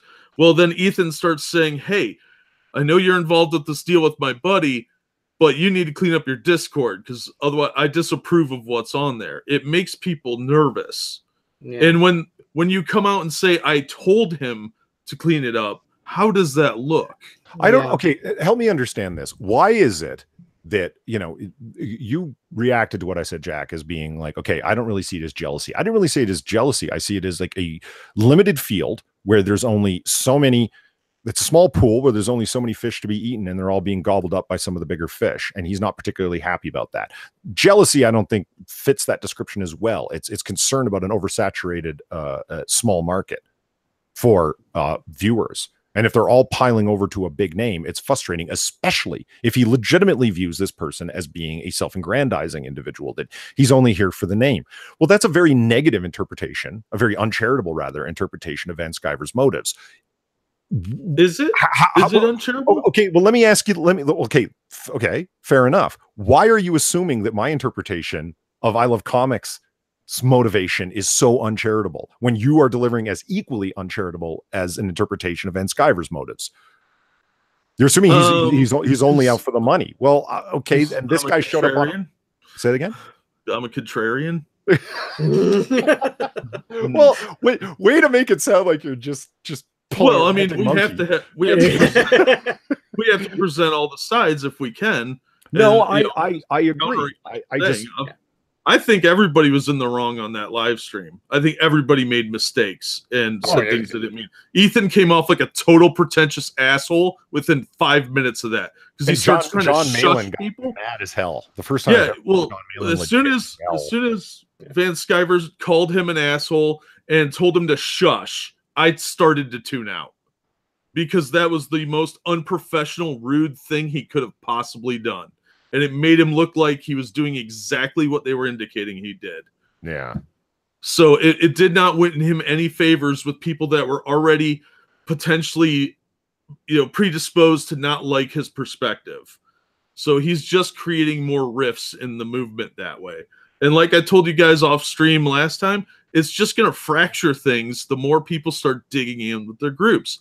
If they're arguing and being assholes to each other, you're not going to get anywhere. My point is that I'm seeing things like, I guess, let me tell you where I'm arguing towards. So you know that like when I'm arguing to be a contrarian and not, I'm certainly not a fence sitter on these things. I definitely have strong opinions, but I'm willing to have them altered because nothing's worse than I can see this and I can see that and I can see this. And it's by the end of the stream, it's like, what the fuck do any of these people think? I would like to see Comicsgate be a distaste for what's going on in the industry proper, that there's a view that it's not all, but they're persuasive individuals. They're individuals that are in persuasive positions and they carry a big stick. And that's the big stick of you're an Ister, you're an Obe. You know what I mean? And that carries reactions and they're willing to be loud about it. And the reaction is they've been able to get a number of things the way that they want. I don't think we're going to be able to change things inside the industry with this. As Jim Healis himself said when he was on last time, it's like Comicsgate hasn't changed a single editor's mind in terms of what should or shouldn't be published. I hear you, but in terms of their diminishing sales continuing on and an opening market for indie books, alternate comics, and the publication of Indiegogo stuff, that's what I would like to see Comicsgate produce, is lower and lower numbers to the point where they have no choice but to pay attention because of a financial concern. As for the fighting that goes on, I find it obnoxious in the way that I found high school fights between people in the cafeteria for who's the cool group obnoxious. When I saw things the day after the debate saying, Well, yeah, clearly, if you're not here, you're not cool. Just so you know. Exactly. So Yeah. if you're in our chat, you're part of the cool group. Just so you know. Okay? Yeah. But you would see people in chat, like on Tug's streams the day after when Ethan said, "Okay, I'm going all caps comics. This is who I speak for. It's my own comic book company. Don't hold me responsible for what quote Comicsgate is doing because I don't know who it is and I don't control who's in it or not. It's just this is my imprint. This is what I'm going with." And it's like, okay. And people saying, "I'm no longer Comicsgate. I'm all caps all the way." And it's like, what the fuck? Are you looking for a team to join or something? Yes. Yeah. Yes. Yeah. People are doing exactly that. It's tribalism. And the problem, I think, in my perspective, is that Ethan made the mistake of calling his show Comicsgate Live. And by directly associating himself as a creator with a movement, he put himself in two camps at once. And they're two camps with differing perspectives and even motivations at times. So it makes him an automatic target for all sides. If he really wanted to be the hot dog vendor, you can't be a hot dog consumer at the same time. Yeah. I'll say that's where it all breaks down. It's the fact that he was, you know, marketing himself as both a creator and a consumer. And if you do that, then everyone is going to raise eyebrows and say, well, which are you? Are you this or are you that? And that's where people can say things like, well, he's just doing it for the money because he's selling a book and, you know, he's buttering up the people who are disgruntled with the big two so he can sell a book. It can be uncharitably seen that way as well as any. Why can't we all just get along? Well, Rodney King, to follow up on that, I would say it actually looks worse than that because he's creating an imprint. And by having all these creators on his show, he's recruiting for his imprint. Yeah. And it looks like he's not just taking indie creators and giving them free publicity. It looks like he's recruiting future writers and artists for his company. So that's a criticism that was like leveled at Ethan Van Sciver early on. When we started doing this. It doesn't look like you're promoting "quote unquote" Comicsgate. It looks like you're promoting your friends. Yes, well, it's not just his friends; it's potential employees. I don't even have a sense of that. But like whether it's true or not, is it possible? Okay, fine. But it's like again, we're back to this idea: why are you willing to offer such a charitable interpretation? I love comics, but such an uncharitable one to Van Sciver. I don't understand that. You see so many negative trends in his. No, I'm just trying to say this is how it looks to people like Englentine. That's how they're seeing it. Okay. And that's what he was saying. I'm not taking sides on this because I think everybody was wrong and everybody's thinking the worst of everybody else. And everybody's kind of being an asshole. So I think Englentine didn't express himself very well, but I've watched a lot of his streams subsequent to that to see what his perspective actually is. And I don't think he's against Van Sciver. He just is against the perception of what Van Sciver's doing. Whether he's actually doing it or not, I don't know. And I don't really care, honestly. But it's how it looks to a lot of the audience of people like Englentine, people that follow him, and others like Unranked Chevron, even some of the others. And it's creating a divide among people that are suspicious of creators and Van Sciver's fans. And then you've got the War Campaign out there doing equally retarded stuff. Oh, yeah, the War Campaign is the worst thing ever. Oh, that's another rabbit hole. Let's not even start it. Well, and, if God forbid one day Ethan Van Sciver actually hears this, if you want to really like get favor back, you know, to get the goodwill back, disavow the fuck out of those guys, dude. Oh man, I will see this when you start getting into like disavow this and disavow that. I mean, I hear you. I know what you're saying when you say that, but when you know, do you disavow this person? Do you avow this person or pledge some sort of fealty to this individual? Like, well, the reason talk why about I say factionalism in its core, you know. No, I'm not saying that it's because of any sort of factional sort of thing. I'm saying these are people that are speaking on your behalf. You want to talk about how Nurkish was making you look bad? These guys are actually making you look bad because they are speaking on your behalf. I'm surprised someone like Renfamous hasn't clipped out a lot of what those guys say and threw it back in Ethan's face. Yes. Because they are the worst potential mess for Comicsgate as it is now. Did you see her reaction to Ethan saying that he was just all caps comics now? Yeah, the bitch is crazy. I don't pay any attention to her. Well, I just as a point, like she put up a logo and it said like, starting the second channel now. Are you a little bit worried about the future of Comic Book Artist Pro Secrets? And it's like, really, that's what you know. Listen, you black-hearted fucking shrew. Yeah, that's she seems like a really bad person who's unhappy in their own life. This is why I think that we're misunderstanding Renfamous, and she is paid because she goes at it with the dedication of somebody who's doing a job. Well, she's getting something out of it. I don't know what, but like I said before, I think her husband's just happy she has a hobby, so she's not harping on him. I guess her dedication is something else, man. Like she has a dedication to her job, to her Twitter account, like most people have to their job. And it's like, oh, wait a minute, maybe that is her job, and I'm just being fucking, obtuse about this. Totally possible, because anybody with that much free time on their hands playing around on Twitter all day needs a hobby. She claims it's a matter of dedication to resolve of a purpose. My purpose being to point out the alt-right white nationalism and racism and Islamophobia and etc. that's going on inside is endemic to Comicsgate. And it's like, that's the place that you choose to pick to argue this out in society. Those are the societal issues that concern you. And you think that to battle it out, in her words, in the trenches of Comicsgate, like that's where you think you're going to be, quote, super effective. Yeah, that's weird. That's weird. Like, why aren't you like tweeting about Trump all day? Like lend yourself to be a voice in that chorus. That would seem to be more of a promote an actual policy change that would affect something in society. Anyway, it's just I find the whole thing baffling. What's going on Twitter, man? It's a weird place. And people were asking, they've never been part of the cool group before, and I didn't know. If you have a wrench here, you're cool. Oh, they're cool if they're watching us, because obviously they have taste. Don't wrench shame. This is the wrench no state. Everyone gets a wrench. What do you mean? That'll backfire.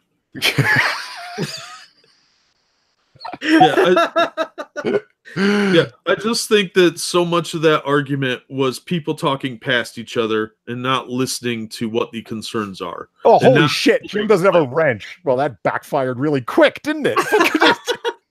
God damn it. I'm wrenching Jim like he stole something. There you go.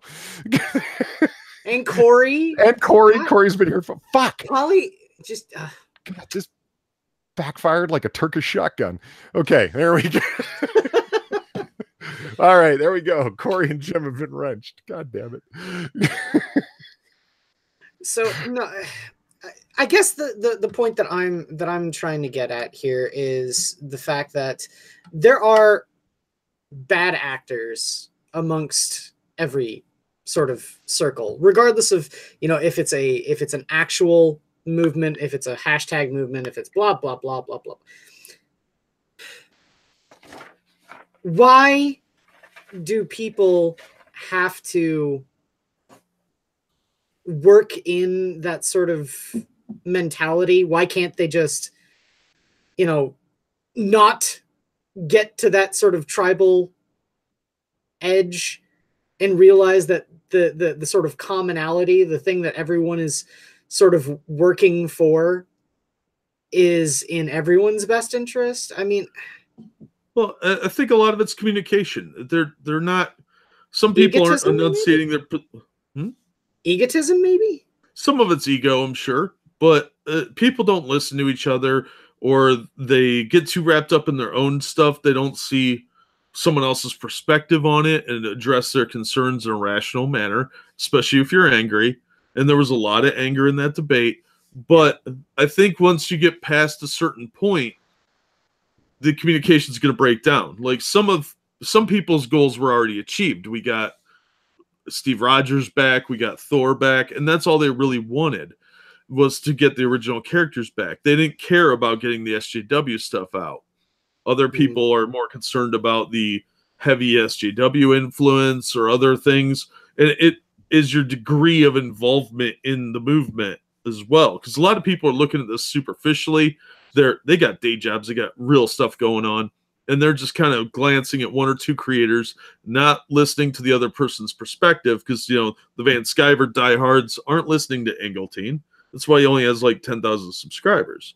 Not everybody's as invested in what he's doing as they are in what this famous artist is doing. So they know the name, they have, cult of celebrity, or they're just more interested in what he has to say. Whatever it is, they're taking that side just because he's a familiar name and face, or they listen to him all the time. Same with Engeltine's people.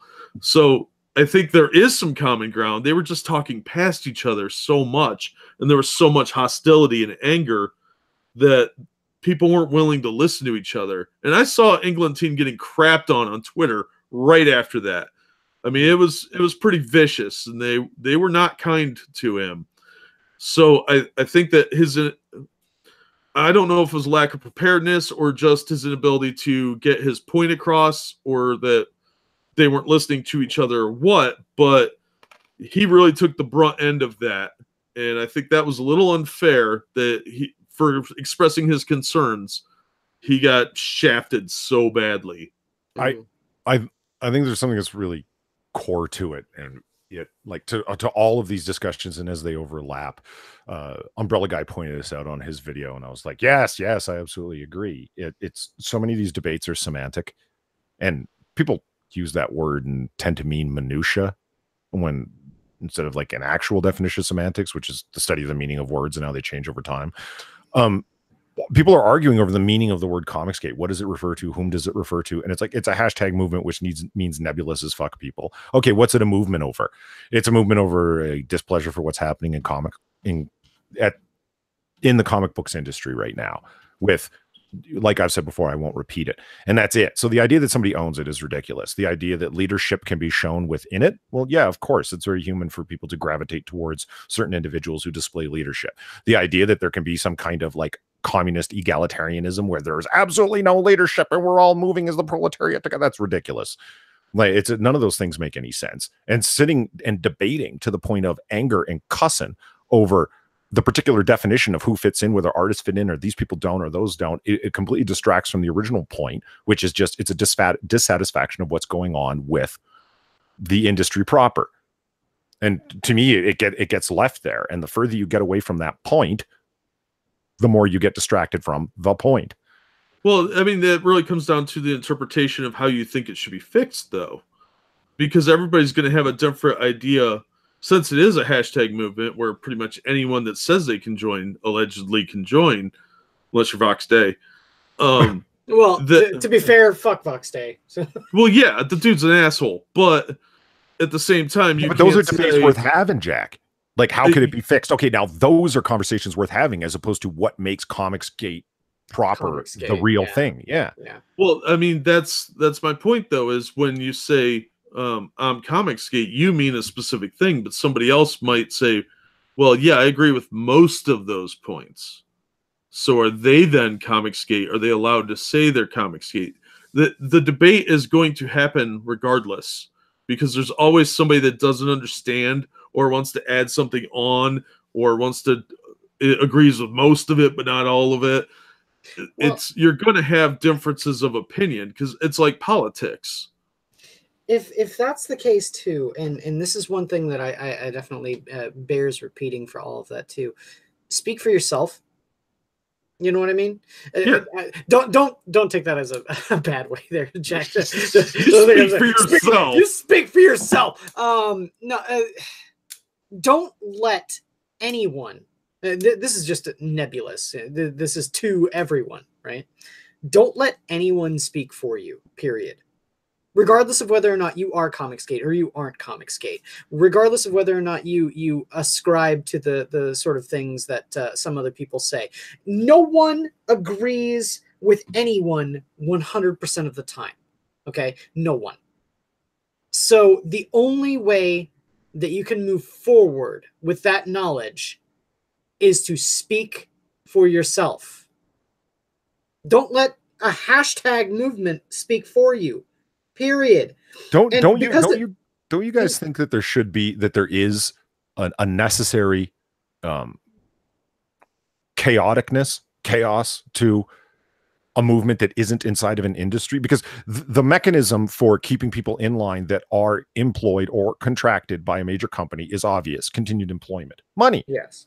Yeah. That is the obvious mechanism. When Jim's been on, he's talked about it. He's offered that opinion. Other people have offered that opinion on other channels that are artists. It's like, hey, if you're in the industry and you're currently employed, you either fight on the side of social justice or you keep your fucking mouth shut. Because most of the people, as so many people have pointed out, don't care one way or another. They're just looking to continue employment and doing what they love doing, which is making comics. Okay, fair enough. But there are people that are looking to push policies. And there are people that are looking to, like, not just push policies, but push ideology. Yeah. And they're willing to do it. So you either cheer them on, you certainly don't argue against them, and most of the people don't care one way or another. But the mechanism for keeping them doing that is continued employment. There's no such thing as that in Comicsgate. Ergo, no way to keep everybody in line. And who's going to be the one with the stick anyway to keep everybody in line? Because nobody likes a leader. Okay, fair enough. It's like, do you allow them? Okay, well, if you disallow them, who is the one who's disallowing them, and by what means do they stop them? Well, that means the answer is there is nobody, and that's not the thing. So it's going to be chaos. We should expect chaos, as long as, in my mind, that's fine, as long as the perspective is kept that there's something wrong in the industry, i.e. a progressive ideology that isn't really great, especially when it's coming in the form of replacing characters, in terms of like replacement theory, that the replacement of the character is an accomplishment in and of itself. That if this character is no longer a white male, we have achieved something. That's considered an achievement by a lot of people. By other people, it's considered a destruction of a beloved character for no reason. Well, nothing new's been created. Something's just been replaced. Yeah, I think there's a lot of tenets that most everyone will agree with, but then you get down into the little bits and pieces and the tiny things that people start fracturing along. I think yeah, you're right. I think the arguments happen over the nitty gritty. They do. Yeah, that's the trivial stuff everybody complains about. Plus, people have to fill their YouTube channels, and how do they do that? They fill it with drama. Shut up. Everyone's doing it, except me. I don't do drama videos on my channel. Come check out my reviews. You just come over here to shit. Yeah, see how I brought that in? I think that any hashtag movement is going to be chaos, exactly like you said. And that's why people have a problem with anyone in a leadership position, because somebody's going to disagree with it. And it's just, there's always going to be dissenters. It's just a matter of how loud they are and how much people let them get to them. You have to have a thick hide if you end up getting popular. That's all there is to it. Anyone with over 1,000 subs needs to learn to toughen up and not take it personally and ignore a lot of the comments and the tweets and stuff like that. Shut up again. Why do you keep aiming these comments subtextually at me? Buy a helmet. Yeah. Buy a helmet, get a media manager, whatever. Just, take the slings and arrows. They're gonna come because people are gonna disagree with you, and that's life, man. And there's nothing wrong with that either. Whatever happens to all of this stuff, the one thing that just it blows my mind is when people will downright refuse to say I disagree because they think that it will either hurt position or anything like that. It doesn't matter. It's your opinion. Voice your opinion. Yeah, right? You can't make everyone happy. It's just not going to happen. No, well, and not only that, you shouldn't be trying to. Exactly. You should. No, you shouldn't. I mean, I've got some angry Australian telling me I'm a poor host. You don't see me getting angry over it. Why are you a poor host? What'd you do? I don't know. Aussies get mad at the weirdest things. Well, they got to worry about drop bears and the emu wars. On that note, I think this would be a good time, because we're at the 108-minute mark, to, well, firstly, remind our audience that, one, you're the greatest audience on YouTube, and we're happy you're here. And if you'd like to hit that like button and possibly share on Twitter or wherever else you may do so, we'd be appreciative. Because it actually does help. My God, the channel is growing, and we're really happy to see that, slowly but surely. And now we're going to go on to our comic book pitches. And don't let me see that watching number deplete. This it happened last time when we went to pitch comics. Everyone dashed away.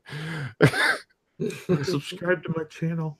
Subscribe to his channel. He does reviews there daily, or is in the chat damn near right now. daily or daily. I think it's twice a day. Almost, yeah. I've been trying to do twice a day. That was my ultimate goal, and as long as I get one video up a day, I'm really happy. But my goal is to get come on at like 6 a.m. because I always get the notification around 6 a.m. Yeah, I'm experimenting with different time frames to see what time is more popular with people, so I can get them to them when they want to watch something. See, you figured out. See, you're trying to optimize stuff. I haven't even figured out how to start on time yet. That's shit. All right. Yeah, I've been doing 6 a.m. My goal is to eventually get up to 3 videos where it's 6 a.m., noon, and 5 p.m. Because 6 a.m. you can watch before work, noon you can watch on your lunch break, and 5 p.m. when you're getting off work, you want something to watch or listen to on the way home. That's something that I think a lot of people don't take into account. I mean, I'm not trying to say that I've got some deep thing figured out, but how many people watch streams on their phone, mobile? Yeah. And just listen to streams, don't watch them. It's a fuck of a lot more than people think, I think. Oh, yeah. Yeah. I think most people actually listen to streams and don't watch. Yeah. But let's put it this way, Jack. I watch your comic book, or I almost said comic book curation. I watch your bad comic reviews every day on the drive to work. Yay! So. Awesome. Thank you. I watch them over on BitChute because I don't want Jack views. I'm kidding. I shockingly get more views on BitChute than I do on YouTube. I have noticed that, and you do quite well over on BitChute, and I don't understand. I'm trying to mirror everything over on BitChute, and I still am having technical difficulties uploading videos. The upload fails every time. I don't get that, man. I don't know. I mean, guys, if you check out like the Polydub channel over on BitChute, it's there, and I've only been able to upload, I think, 2 videos. Every other one than that has failed. I've got them all in a folder ready to upload, and I've tried again and again and again. Gets to 99%, upload fails. Every time. I've looked up solutions and different things, and people are like, just auto connect them in the settings. And I'm like, yeah, but I don't want all the fuckery that's set to unlisted on my channel to upload over to BitChute. You guys don't want to see that. Have you tried splitting the video into 2 parts and uploading them as part 1 and part 2? I've shrunk. It might be that's too long. People have said that it's the size of the video and it's the length of the video. The only ones I've successfully uploaded have been short, but then I've tried other short ones that are down around the size of like 175 megabytes, and they've still failed. What format are you in when you're uploading? Oh, I'm using Windows Movie. Windows Movie? Yeah, WMV. What decade are you from? Like, well, I'm old, so. Well, it uploads a lot faster that way. MP4, I did have some problems with the couple times I tried to upload it, so. And since I'm using Movie Maker, I was like, "Whoa, whatever! I don't care." You're using Movie Maker? Yeah, I don't have any money for video programs. Neither do I. Money for Adobe? People buy Adobe products, right? I know I do because I never do anything. Man, they're not going to put up with our cussing, much less our piracy. Okay. So, what's this weak shit? I pay for everything. Me too. Same here. I buy physical copies. Yeah, I get all of my Adobe products with my student discount. Yeah. That's how right? That's how I got my Creative Suite. I went back to school just to get the discount to buy Photoshop. Seriously, it was cheaper to enroll in one class and buy Photoshop. That's terrible. Okay, as I said, we're going to move on to our... yeah, you say that, but here we are. Yeah, I know.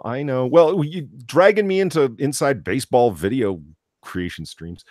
The point is that over on BitChute, and you can find us over on Streamy now, because that's where all the cool kids are. I'm kidding. We're not over on Streamy. I didn't realize how the main reason we're not over on Streamy is I went and looked. Their archive system is weird, man. It's hard to even get your head around in terms of how it works. Like if you didn't stream there originally, I don't think you can upload archive there. So it's kind of like, oh, so you would have to do a dual stream both here on YouTube and on Streamy at the same time for it to archive there at all. I think. Anyway, that's again inside baseball video shit that the audience doesn't care about.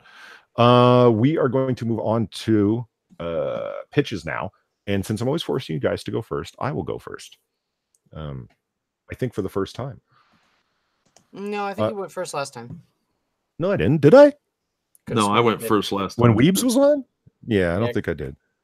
Yeah.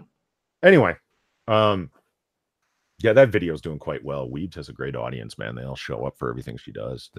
She's got a real solid audience. It's that midget power. Or her gay tranny power, she describes it.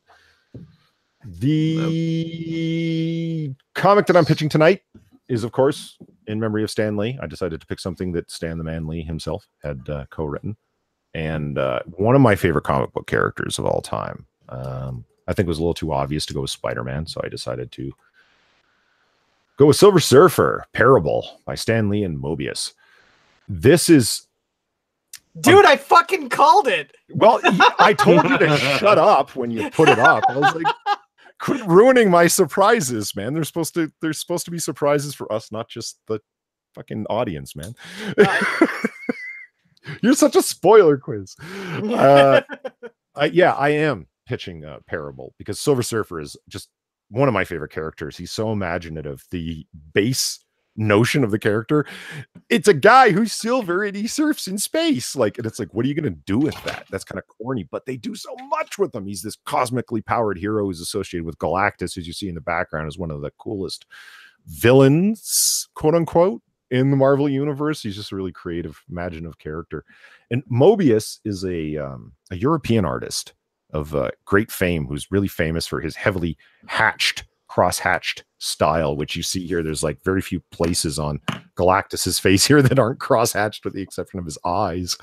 Oh, for those not in the know too, cross-hatching is where you you bring up texture and shading by creating hash lines with your pen. Yes. Okay. So the webbing, the cross marks that you see all over Galactus's face here are so indicative of Mobius's style. And this was a collaboration that Stan Lee was long looking forward to, and quite famously, when this comic was published, I haven't looked up the publication date. I'm going to say late 80s. I read it way after the fact, but when you read in the introduction, and the story gets told a lot, Stan Lee was like schoolgirling or fangirling out that he got a chance to work with the famous Mobius. And then when he meets Mobius is like fangirling out that he gets to work with the great Stan Lee. It's hilarious. They didn't see that coming in from either one of them. It was like Stan Lee's like, you know who I am? Like, you know, kind of thing. Oh my God, you know who I am. And it's a great story. It's an essential Silver Surfer type story. They didn't even pick your classic lettering style in it.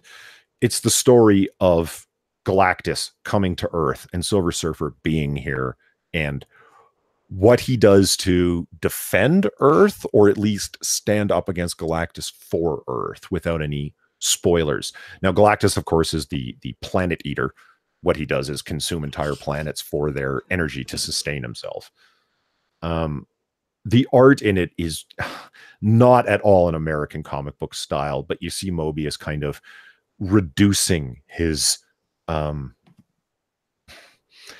particular way of doing art to make it more American-like, but also maintaining his own style. So if you look at other Mobius stuff, it doesn't look like it, but it doesn't look like an American style either. Definitely worth something looking into. What is great about this is that Silver Surfer's already on Earth, and here he's just living as a bum, acting as if his surfboard is an old ironing board that he has when he's this cosmically powered guy and gets approached by the cops. It's a great story. And if you don't know Silver Surfer, this is a great individual book to start with, not only to read a story idea from Stan Lee himself and to be able to experience a great piece of graphic novel art, but to read the Silver Surfer story, because Silver Surfer story, his backstory is explained, his origin is explained throughout this comic. You find out who Galactus is and the relationship between Surfer and Galactus throughout this comic. So it's a standalone story, but also gives you a lot of origin material. Just cannot recommend it enough. It is a great read through. It's been republished a whole number of times. It's available as a prestige stapleless format, bookshelf format.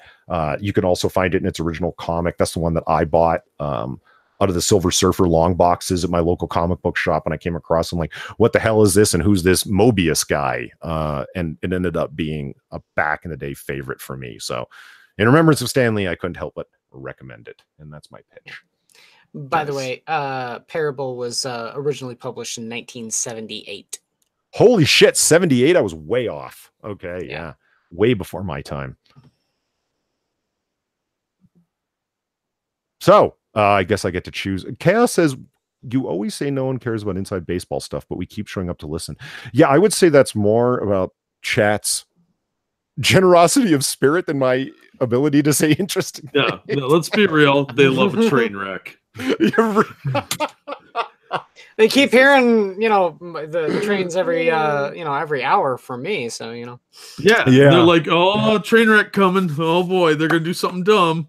And Cynical Lindsay, Silver Surfer with hard eyes. Well, if you love Silver Surfer, you just got awesome nerd cred from me, because what a great character. He's like Superman. He's like Spider-Man. He's just essential. He's very comic booky. I mean, he's a dude covered in silver that surfs the spaceways and fights cosmic beings and gets involved in all these adventures. It's just fantastically imaginative stuff and so much fun.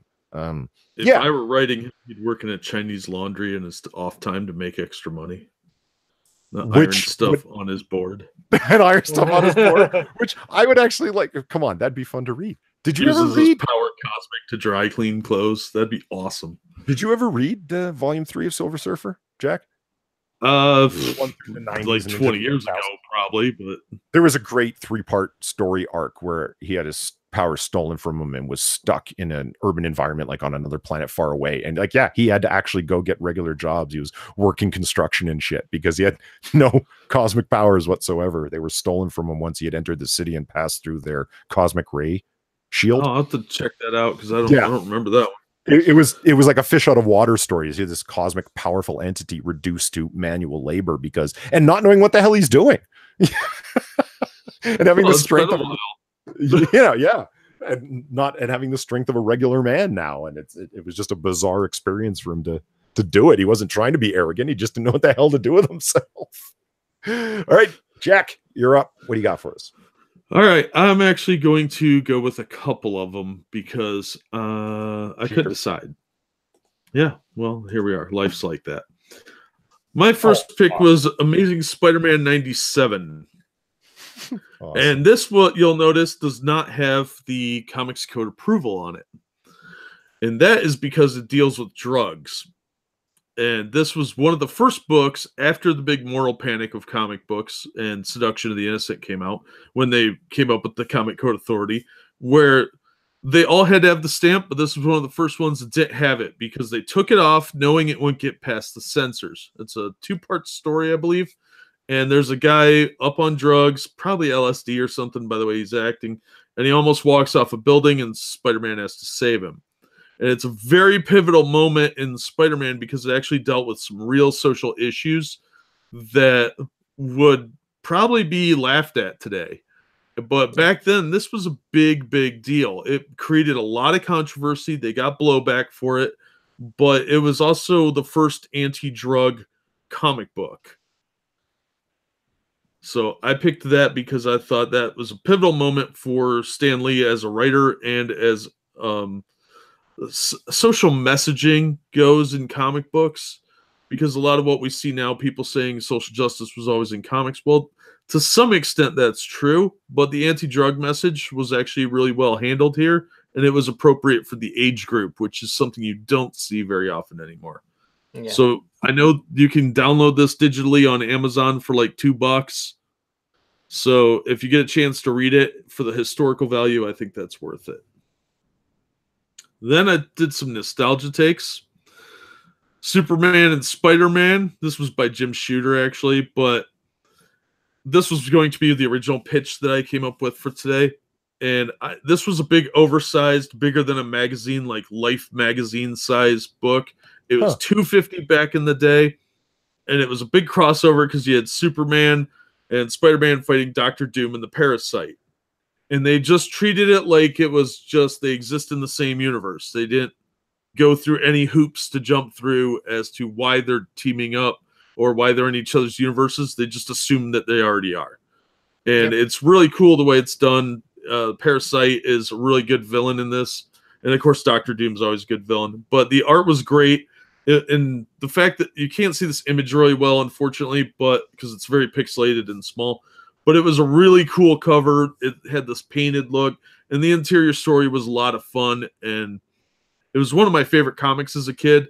But this was when comic books were like 75 cents, 50 cents, right in there. So it was very, very expensive. And my dad bought it for me on kind of a whim, probably because I was nagging him. And it was super expensive. So I was very fortunate to get it. But it's not worth anything now. It's actually, I think, Marvel Treasury Edition number 28 is the actual name of it. Yeah. What year is it? The original publication? 1981. 81. Yeah, the Chuck Dixon penned Batman Punisher one is exactly the same. They exist in the same world where Frank Castle just goes, "Oh, I hate having to go to Gotham." Yeah, exactly. And nowadays people expect them to be some event. But this was an event without the usual cliches of the event. You know, and this was a big deal because I was one of the only kids I knew that had this, and I was all excited about it because it was so freaking expensive. I mean, that would have been like an entire month's worth of comics for me at the time. So it was a big deal to me, and it was one of my first real issues that got me into Superman because I was a big Spider-Man fan when I was real little, and this was something that got me into Superman as well. Yeah. Huh. So I've never even heard nor seen of this. And you said it was hold on, Marvel 20 what Marvel what 28? Marvel Treasury Edition. Marvel Treasury Edition number 28. Cool. This just as a quick little side note before Quiz does his pitch, Chaos mentioned something here that someone had mentioned before, and I totally forgot about it. And she brings it back up. It is a great idea. I think you should name the pitches in the description for people who want to go back and reference them later. See, this is a display of my professionalism. That's a great idea. I don't know why I didn't think of that. Yeah.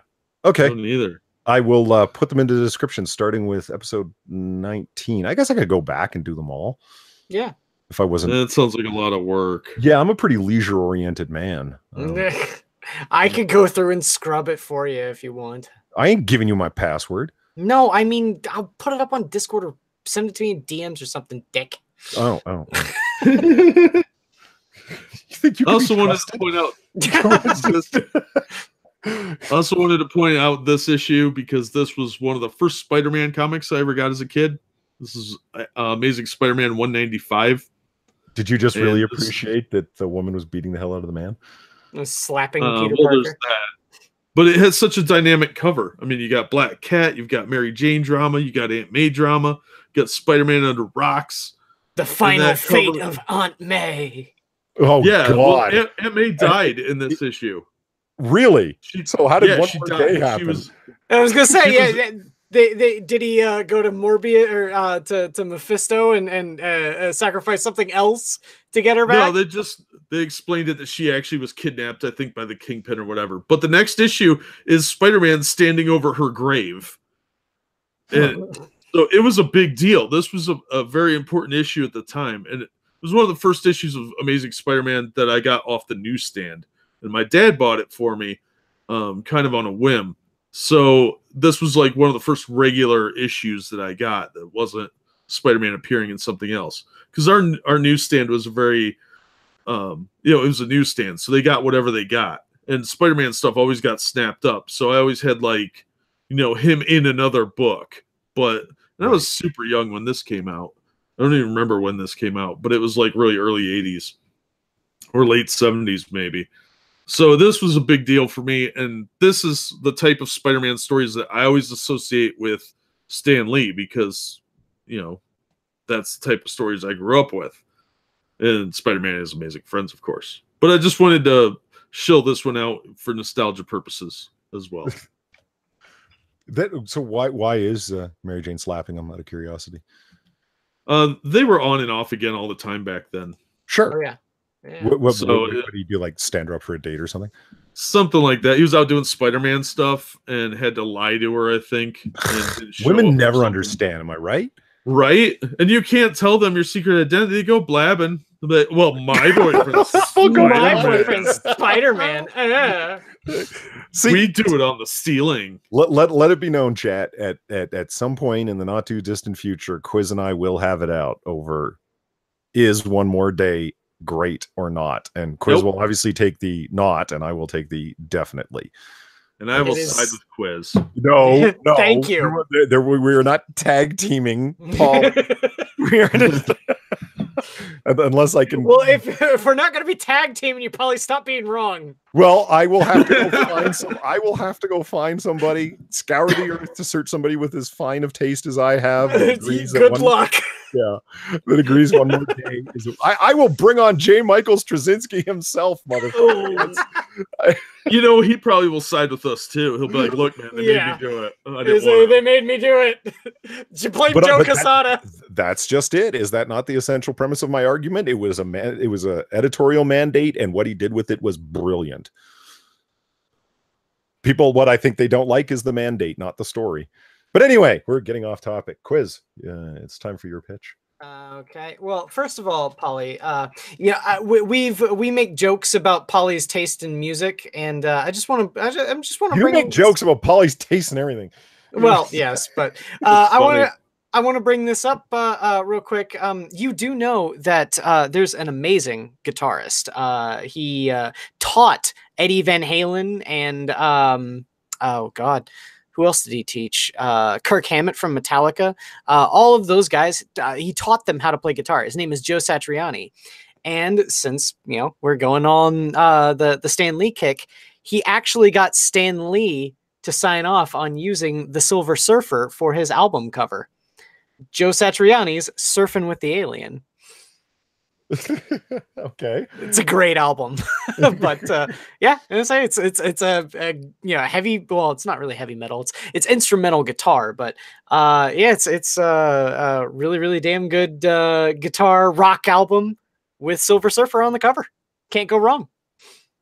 Okay. But anyway, to my real pitch, for those that didn't see this coming, my pitch is going to be 1960s X-Men. Shit. Yep. Taking it right back. Taking it right back, man. This is this is the sort of thing that you can immediately point to when it comes to Stan Lee. Yeah, you've got the Comics Code Authority, and there's a lot of really interesting stories that Stan Lee tells about the back and forth that he had with the Comics Code Authority. But for all intents and purposes, this series of the X-Men and starting it off with how the X-Men are interacting as a team. There's some hokey and corny stuff, like you got right up here. You got the X-Men making Charles all comfy and stuff. But yeah, it doesn't really hold up given the fact that it's in the 60s, but to be fair, it's still really good, and the characters are still acting the way that they always do, all the way up until Marvel screws the pooch. The X-Men has always been fairly consistent and has always remained pretty much the same since the 60s, and they start adding new characters and newer and stranger powers when you got Chris Claremont, I think, is the exemplar of the X-Men writing, but without Stan Lee we wouldn't have the X-Men, and that is all that needs to be said. For those that haven't read the X-Men, I do recommend jumping in right here with the first at least 10 issues of the 1960s X-Men. It's still good. It fits right in with the time, and one thing that I love about this cover is that you have Angel is Bazooka Angel and Iceman is Snowball Man. Mm-hmm. I love that. And I also love how back in the day Iceman didn't have a face. Yeah, he was just a snowman. Yeah, he's Snowman. Yeah, and By the way, we were talking about this before we went live, and I feel the need to bring it up now, so you know how insane things are in and around Twitter and social media regarding comics. A whole bunch of people after Stan Lee died were giving the man hell because, of course, these lowlifes were online just looking for retweets. They want to say something outrageous to get the other morons to agree with them, right? So it's like, oh, I'm glad that racist is dead because, of course, Stan Lee's a racist because reasons, you know. Yeah, I was saying when the X-Men was a thinly veiled, comparison to the civil rights movement. Oh yeah, he's so fucking racist. Yeah, well, I mean, everyone's a fucking racist though. They see racists under their bed at night. These people. Yeah. One of the things that came out that I found the most entertaining in an ironic way, and it was a number of people saying it all over Twitter and Facebook, was that Stan Lee created these characters, like namely the X-Men right here, as you see on screen, and Iceman is currently has been retconned as being gay, written by Sina Grace, and the once failed 12-issue Iceman, and now the reset new Iceman, also written by Sina Grace, where he's also gay. Fail too. Yeah. Oh, it's going to fail too. It's up to issue 5, I think now. Too many. That's it's up to issue too many, and it's going to fail too because no one buys it. First of all, the stories are terrible, and it's not because he's gay. It's because they're terrible. I'm not a gay, and I'm offended on behalf of gay people for how the way Iceman is portrayed. Like, it's not written to be bought. It's written to be a virtue signal. Yeah. Absolutely. Like, and Sina Grace himself is gay and writes a gay character like this. Self-loathing, man. I guess. I don't know. In any case, the complaint online was, can you believe Stan Lee, the guy who created Iceman, didn't know for all those decades that Iceman was gay? Oh God, get fucked. It's like saying, like, you lived with your roommate for 20 years and didn't know he was gay. Like, it's like that kind of comment. You mean, what do you mean? The creator No. It's not like that at all, because your roommate, it's the insanity of making that comparison. You see what I'm saying? Like, that's a fictional character. What do you mean you didn't know he was gay? It's not even that. Is the fact that he isn't gay. Okay, the only reason why he's gay right now is because they wanted to push a gay superhero. They made Iceman gay because of his chauvinistic sort of history, and they love pointing out this meaningless conflation about, well, if you're a womanizer, chances are you're gay, or if you don't like women, chances are you might be gay, or if you like, like, oh no, there's. Dictator in the making, Jean Grey made him gay. Yeah, I know, but the major thing about it is that there's so many of these people that like to sit there and say, well, the people that are homophobic tend to be the ones who are gay. They're just low-key gay. And they wanted to do that with the most poignant character, and that would be Bobby Drake, because he was a womanizer and he was a chauvinist. So they wanted to do that with a character. They arbitrarily picked Bobby Drake, whom, doing this sort of thing would be entirely out of character, and they did it anyway because it would make the biggest impact with that sort of ridiculous jumping to conclusions that I just named. So because of that is the reason why he's gay. He wasn't gay in the 60s. He wasn't gay in the 70s. He wasn't gay in the 80s. He wasn't gay in the 90s. Wasn't gay in the early 2000s. It's only now with Sina Grace where he's gay. No. He was not gay in the 60s. So saying that I can't believe that he spent all this time and didn't know he was gay is a faux pas. It's a misnomer, because he wasn't. Those are hate facts. And I think we've just hit the 2-hour mark. So Quiz continually spreading his hate facts as he does is a great moment to close out on, I think. Yeah, I have a lot of them. Yeah. I'm full of hate.